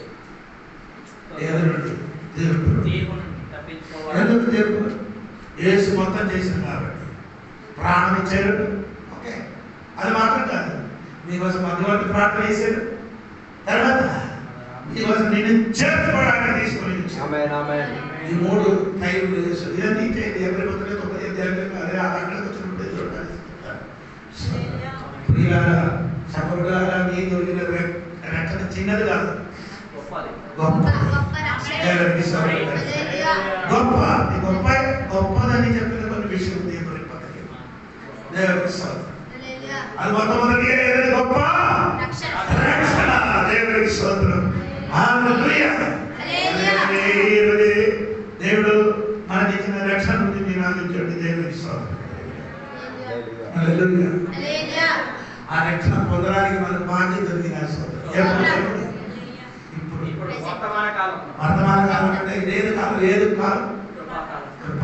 ఈ కృపాకాలంలో రక్షణ దొరికినది మనకు సంతోషకరం. మనకు ఎలాగ రక్షణ దొరికింది? ఉచితం. మనం ఏం చేయలేదు, ఏదైనా చేశారు. ధర్మశాస్త్రం రాయితే అయ్యో చచ్చిపోతాను. అన్ని చేయాలి. ఏం కావాలి?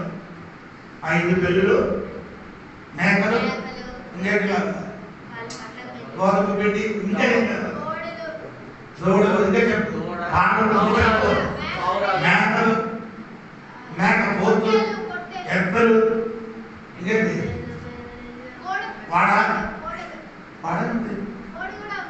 కోడి ఎక్కడి నుంచి ఇచ్చారు? పావురం అది. పావురం 5 విధ వస్తువులు అమ్మా. ఏది? పిండి. తెలియపించడానికి హోమాలకు దానికి ఏమండి? ఎద్దులు కావాలి, లేకపోతే లేకపోతే ఏం కావాలి? గొర్రెపిల్లలు ఏమంటే పోదు సౌకర్యం. ఇదే చేయాలి. పాపము పాపం పిల్లలు ఇలా కలిపి 5 వస్తువులు. కవ్వలు ఇది 5 పాపము డబ్బున్న వాళ్ళు ఏం తెచ్చు. డబ్బు తక్కువ ఇంకా డబ్బులు ఏమన్నాడు? ఏ శుభ్రం ఏం తెచ్చారు? ఏసకి చంద్రం లేదు, ఎదురు డబ్బు లేదు. ఆయన మొత్తం డబ్బు కాదు. అది ఎవరందరూ నీకోసమేమైంది కాబట్టి నీ చేత డబ్బు లేదు కాబట్టి ఏ శుభ్రం అయింది. ఆ దేవుడు నీకేం ఇది గొప్ప రక్షణ సిద్ధం. మనం ఏం చెయ్యాలంట మొత్తం బలగలిగే చేసేది.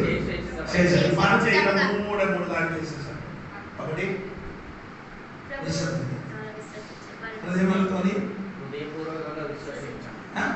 నోటితో, ఇది మనం చేసేసాం. యేసు ప్రభు గారు ఎలా చేయాలి? ఎలాగంటే రోమాపత్రిక 10:9 చూడండి. 9:10 చూడండి. త్వరగా యేసయ్యను ప్రభుగాను అదేమనగా యేసు ప్రభువుని నోటితో ఒప్పుకొని ఆయన అర్థమండి ఒప్పుకోవడం కన్ఫస్ కన్వర్షన్ లేదు అర్థం చెప్పండి. నాకు అర్థమైంది, మీకు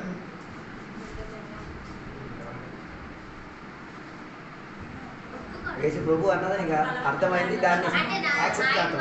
ఆయన ప్రభు ఇచ్చేవాళ్ళు. పిహెచ్డి ఇక్కడ రిపోర్ట్ చదివిన తర్వాత ఏం చేస్తున్నారు? బిల్ పాస్ చేయలేదు రిపోర్ట్ నీ పాస్ చదివినది వేరే ఎవరో ఏది ఒప్పుకున్నారు, ఏది వీడి చెప్పినది కరెక్ట్ అని అదే అర్థం. మీరు విశ్వసించేది యేసు ప్రభువు అని ప్రభు అని నీ నోటి ఆయన ఎందుకంటే రెడ్డి చెప్తారు యేసు గారు ప్రభు గారు. యేసు ప్రభువు అని అదే నాకు అర్థమైంది. యేసు ప్రభు రెండని ఎందుకు చెప్పారో?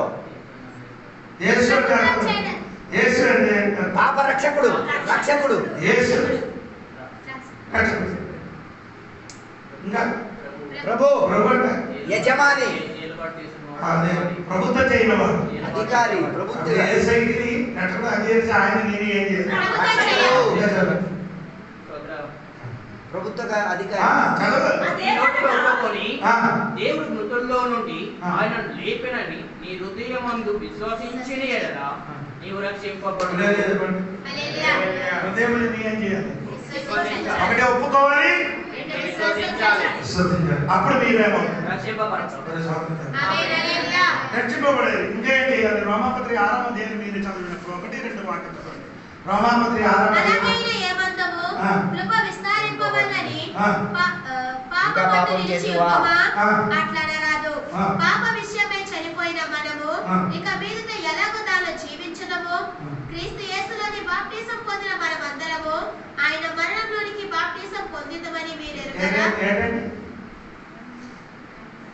నీ ఎందుకు బాప్తిసం పొందారు? మీరు ఎందుకు బాప్టిజం పొందారు? ఇప్పుడు చదివే అట్లానే రాదు. పాప విషయమై చనిపోయిన మనం అది కాదు, ఇప్పుడు ఆడ బాప్టిజం ఎందుకు చేశారంట? క్రీస్తు మూడవ యేసులోని వచనం. బాప్టిజం పొందిన క్రీస్తు యేసులోని మనమందరము బాప్తిసము పొందిన మనమందరము ఆయన మరణములోనికి బాప్తిసము పొందితమని మీరు ఎరుగరా? మరణంలోనికి పాల్గొందారు మనం. అందుకే బాప్టిజం ఆయన పొందారు. అర్థం He died, I died. ఆయన అది కాదు. మరణం ఆయన మరణం ఎలాగ పొందారో అలాగే నేను కూడా ఏం చేయదు. I am also dying. ఎలాగ ఆయన ఎలా మరణం పొందారు? Hallelujah. యేసు ఎలాగ మరణం పొందినారండి? రాజుని యేసయ్య ఎలా మరణం పొందారు? యేసు ఎలాగ మరణం పొందారు? పాపం పాపమా? కాదు పాపం. ఎలాగ మరణం పొందారని అని అడిగారు. దేని కొరకు కాదు అని చెప్పారు. ఎలాగా మన మరణం పొందారు? అదే నేను చెప్తున్నాను, మీకు అందరికీ తెలియదు. యేసు సిలువ లేదండి మరణించింది. శిలువ మరణం. సిలువలో ఆయనకి మరణించినప్పుడు ఎలాగ చేశారు? కొర్రతోడి కొట్టారు, తిట్టారు, నీళ్ళు దొరకలేదు, ఉమ్మి వేశారు, ఉమ్మి వేశారు, గడ్డలు తీశారు. శిలువ మోయించారు. ఎందుకు బాప్తిసం ఉంది? దీనికే ఆయన వెళ్ళిన ప్రాసెస్ లో మనం కాదు. ఆయన వెళ్ళిన మోసం పొందుకున్నారని ఒప్పుకోలే చేశారు. తర్వాత ఎప్పుడు ఇవన్నీ మారిపోతారు కూడా అంట. మరి ఉపవాసాలు ఒకటే. ఆ వేదన అంటే నాకు శిలువ అక్కర్లేదు కానీ నువ్వు చచ్చిపోవాలి, నేను సాగకూడదు. నీ ఎందుకలా ఒప్పుకున్నారా? బాప్తిసం పొందుకు దేనికి నీ ఒప్పుకున్నావు? ఇవన్నీ సహించడం. ఆయన మరణంలోనికి నేను పాల్గొన్నానని చెప్పి బాప్తిసం పొందిన నువ్వు జీవితములు ఆయనకి మరణం కలిగినట్టుగా సమస్య నీ జీవితంలో వద్దు. ఎవరు నమ్మకం వదిలేస్తాను. ఈ కింద మార్చమని యేసు ప్రభు చెప్పాలి కదా. ఆయన మరణించారు, మనం మరణించడానికి సమర్థనం కాము. ఇదన్నీ ఒప్పుకున్న తర్వాత మళ్ళీ యేసువే ఈ శ్రమ మారు. నాకే ఎందుకు ఈ శ్రమ? ఊరోళ్ళకి ఎవరికి ఈ శ్రమ లేదు. అంటే సావడానికి ఇష్టం లేదు. ఏది ఏదైనా ఒకటి చెయ్యి. టార్చ్ లైట్ అని చెప్పొద్దు. టార్చ్ అందరూ అలాగే చెప్తారు. ఏమంటే టార్చ్ అది టార్చ్ యాపిల్ టార్చ్ పండు. లైట్ యాపిల్ పండు. ఏదైనా ఒకటి పండు అదే. ఏది టార్చ్ అంటే టార్చ్ చెప్పండి. లేకపోతే యేసు ప్రభు మరణంలోకి పాల్గొని నువ్వు ఇది పొందుకున్న తర్వాత మార్గం ఏదైనా ఒకటి ఒకటి టార్చ్ చేయాలి. ఒప్పుకున్నారు ఒప్పుకోలేదు ఒప్పుకోలేదు ఒప్పుకున్నారు పోతాను. నేను ఎవరైనా బలవంతంగా చేశారా? మొత్తం ఏమే మోసుకోండి. నీ కోరుండి నీ నిజంగా సంభవిస్తాను కోరి అదా ఒప్పుకున్నాను. అయ్యా నీ శిలవలో నేను ఒప్పుకున్నాను. ఒప్పుకున్న తర్వాత నీ ఏం చేశాను?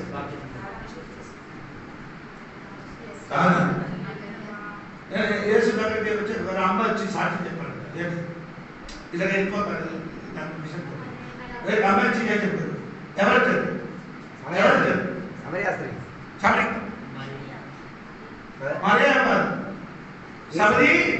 సమరి అనే స్త్రీ సెబెదీ కుమార్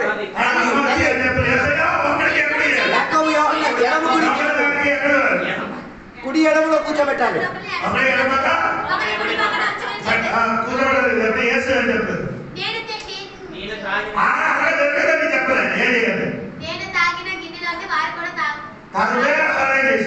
ఎడం గుడిలో కూర్చుంటారు. మరి పెట్టాలని ఆశ లేదు. శోధన అన్న ఎడం గుడి కూర్చోవచ్చు. గిని దాకా కూకోవడానికి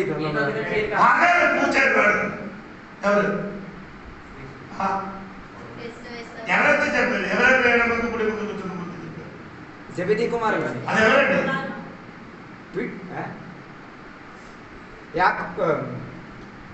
సెబెదీ కుమార్ యాకోబు యోహాను యాకోబు యోహాను కుడి పక్కన యేసు ప్రభువు ఎడమ పక్కన కుడి పక్కన కూర్చోవడం లేదా? ఎప్పుడు బల్ల ఇరిచిన శుశ్రూషలో 12 మంది అపొస్తలులు 12 మంది యాకోబుకి హెరోదు పట్టి ఆయన ఏం చేశారు? చంపారు. యేసు తాగారు. అప్పుడు ఎక్కడికి వచ్చి కూర్చారు? రైట్ లెఫ్ట్ సైడ్ లో. యేసై కోసం హతసాక్షి అయినందున వాళ్ళ అమ్మ ఒప్పుకున్నట్టుగా ఎడకుడిలో వచ్చి కూర్చున్నాడు. ఒక 5 సంవత్సరాలు బయలుదేరి నేర్చుకుని యాకోబు యోహాను గారికి అమ్మ చెప్పారు ఎడపక్క కుడి పక్క కూర్చోవాలని వరమిస్తావు. నేను తాగలేదు.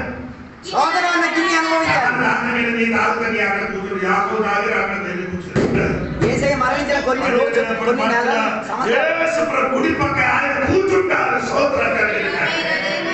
నేను చెప్పిన మాట క్రైస్తవ జీవితంలో దుఃఖం కష్టపడి తిరగడానికి మారిపోవడానికి ప్రార్థన చేయడం వీల్లేదు. నేనేం చేయడానికి దాటిపోవడానికి కాదు. రమాపత్రి ఇలా 5 అధ్యాయం తప్పడానికి ఏం కాదు. ఓర్పు ఏం కావాలి? ఓర్పు సహనం.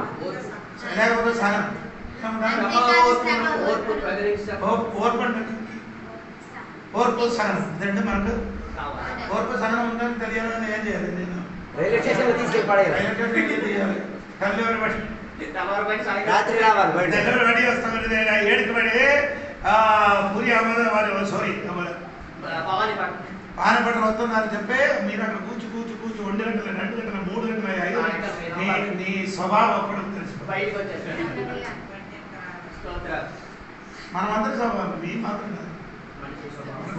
ఏముందా అనేది తెలియదు. అది మనకి లేదు. ఇది వస్తే మాత్రం ఏది వస్తుంది? ఏది శ్రమలలో ఓర్పుంటేనే సహించగలిగేది. రాకపోతే రాదు. ఏది శ్రమ నీలోనికి వస్తే ఏది వస్తుంది? ఓర్పు. ఇది రాలేకపోతే అక్కడ అందరికి ఇష్టం ఉంది. దేవుడా ఇది కొంచెం మార్చాలంటే నేను అక్కడ త్వరపుట్టి చక్కగా అక్కడ సమాధి ఉంది. అక్కడికి అక్కడ పడుకుంటే సుఖంగా ఉంటుంది. ఇంకేం లేదు. ఏ సమాధి లేదు, ఏ బాధ లేదు. ఆయన అనుమతి ఇచ్చిన మరణం అవ్వాలి. జీవితం ఇదన్నీ ఉంది. ఏది శ్రమ? యేసు చెప్పండి బాగుపల్లి నీకేముంది? దాన్ని దేవుడు చెప్పలేని విషయం ఎదురండి. ఇది దేవుడు చెప్పలేని ఏదైనా విషయంలో ఉందా? అన్ని చెప్పేసేది, అన్ని రకాలు ఏ చేసేది చెప్పారు. కానీ మన జీవితంలో జరిగినప్పుడు మాత్రం అది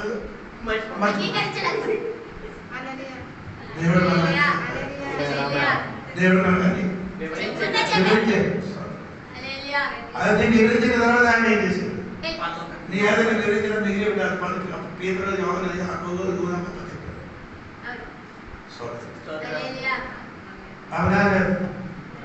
ఇన్ని చెప్పారు. అదే రాత్రి బయట చదివించిన వాడు శ్రమ కలిగినప్పుడు భయపడకూడదండి. మనం రెచ్చిపోతున్నప్పుడు మనం చేసుకున్న బాధిస్తున్నప్పుడు దాన్ని ఒప్పుకున్నాం. ఆయన మనలోని మనం నారాయణ ఒప్పుకున్న తర్వాత బాధిస్తున్నది. అందుకని రక్షణ నీకు దొరికిన రక్షణ అది గొప్పది. అది ఇది గొప్పది రక్షణ. నేను మళ్ళీ అక్కడికి వెళ్ళదు. పాత సాంప్రదాయాన్ని తిరిగి వెళ్ళకూడదు. ధర్మశాస్త్రంలో రాయబడిన ఆచారానికి నీ ఏం చేయకూడదు. వెళ్తే ఏమవుతుంది? వెళ్తే శ్రమలే నాతిశయం శ్రమలోనే ఆనందం శ్రమలయందే విశ్వాసం విశ్వాసమే నా బలం. శ్రమలే నాతిశయం శ్రమలోనే ఆనందం శ్రమలయందే విశ్వాసం విశ్వాసమే నా బలం. వికలమైనకపోతే ఫలించునా కష్టాలి వీకపోతే వీరమే వచ్చునా వికలమైనకపోతే ఫలించునా కష్టాలి వీకపోతే వీరమే వచ్చునా. శ్రమలే నాతిశయం శ్రమలోనే ఆనందం శ్రమలయందే విశ్వాసం విశ్వాసమే నా బలం.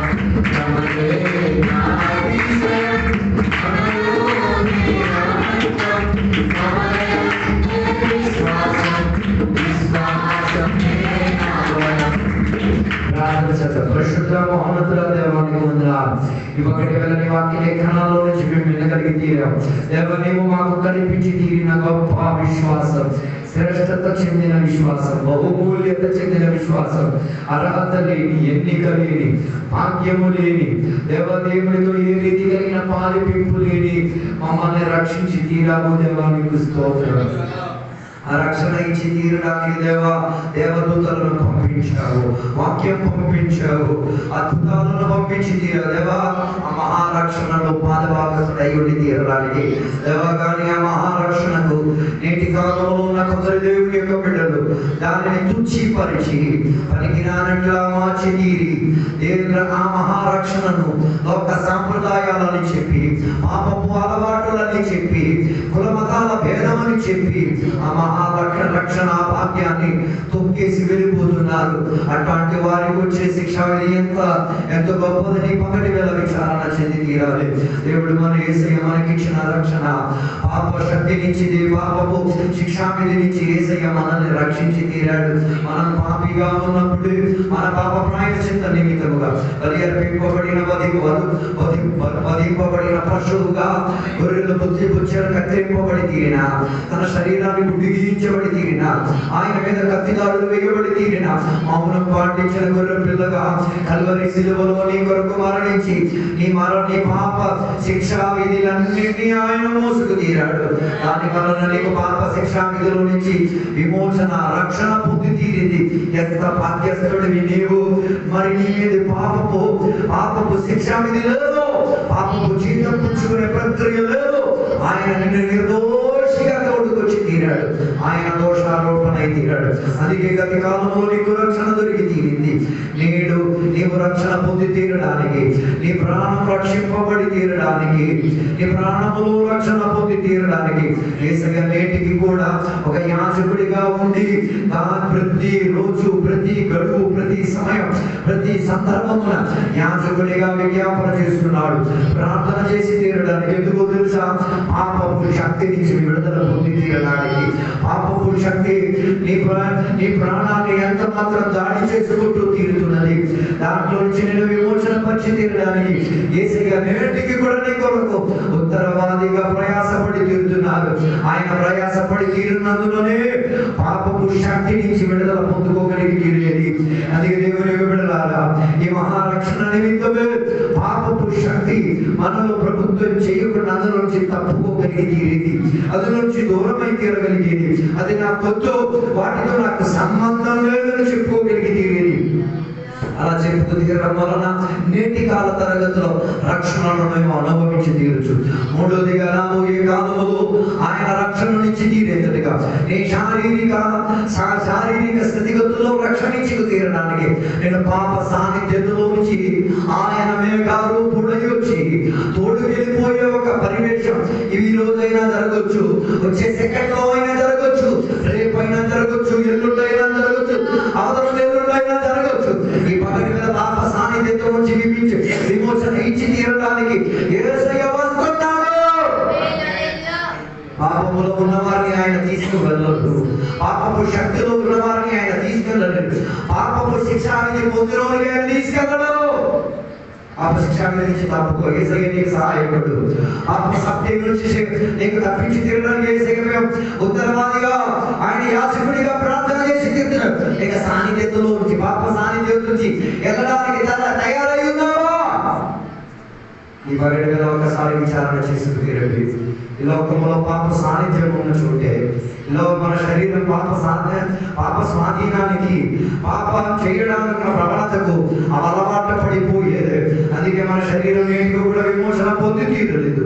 ఈ రాత్రి రాత్రితో చెంది దేవుని యొక్క సన్నిధిలో కన్నీరు ఖర్చుకొని చెప్పగలిగి తీరితే పాప సాన్నిధ్యంలో నుంచి దేవుడు నిర్ణయం చేసుకోవచ్చు, ఎత్తుకొని తీసుకెళ్ళిపోయి తీరచ్చు.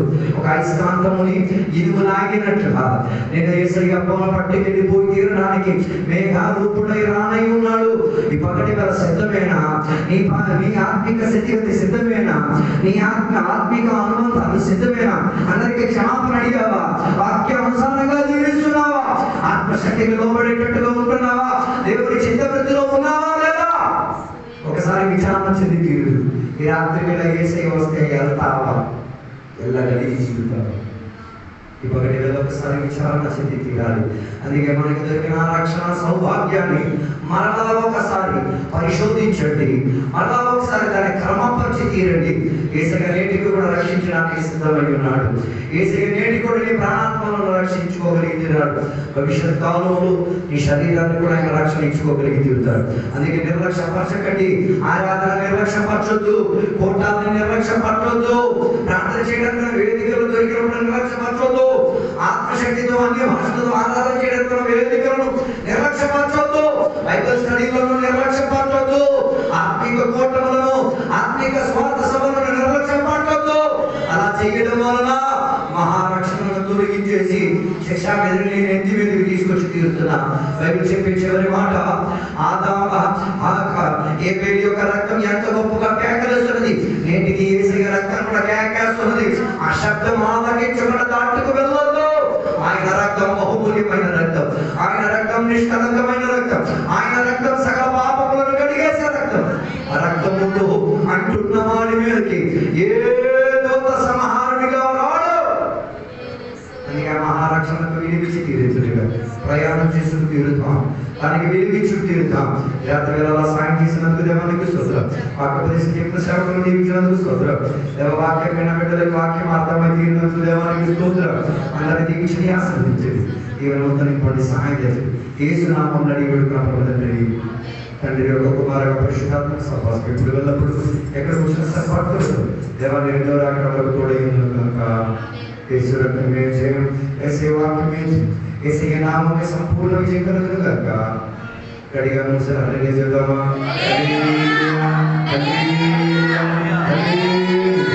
దేవుడు మనల్ని రక్షించినందుకు దేవునికి స్తోత్రం. మన శరీరం రక్షింపబడడానికి అవకాశం ప్రాణాన్ని దేవుడు రక్షించినందుకు స్తోత్రం. ఆత్మను దేవుడు రక్షించినందుకు స్తోత్రం. దేవుడు శ్రమలను ఇంకా గడిచిన దేవునికి స్తోత్రం. అందులో ఓపిక దేవుడు ఇచ్చిన దేవునికి స్తోత్రం. విశ్వాసం ఇచ్చిన దేవునికి స్తోత్రం. మానవత యేసయ్య త్వరగా ఆమేన్.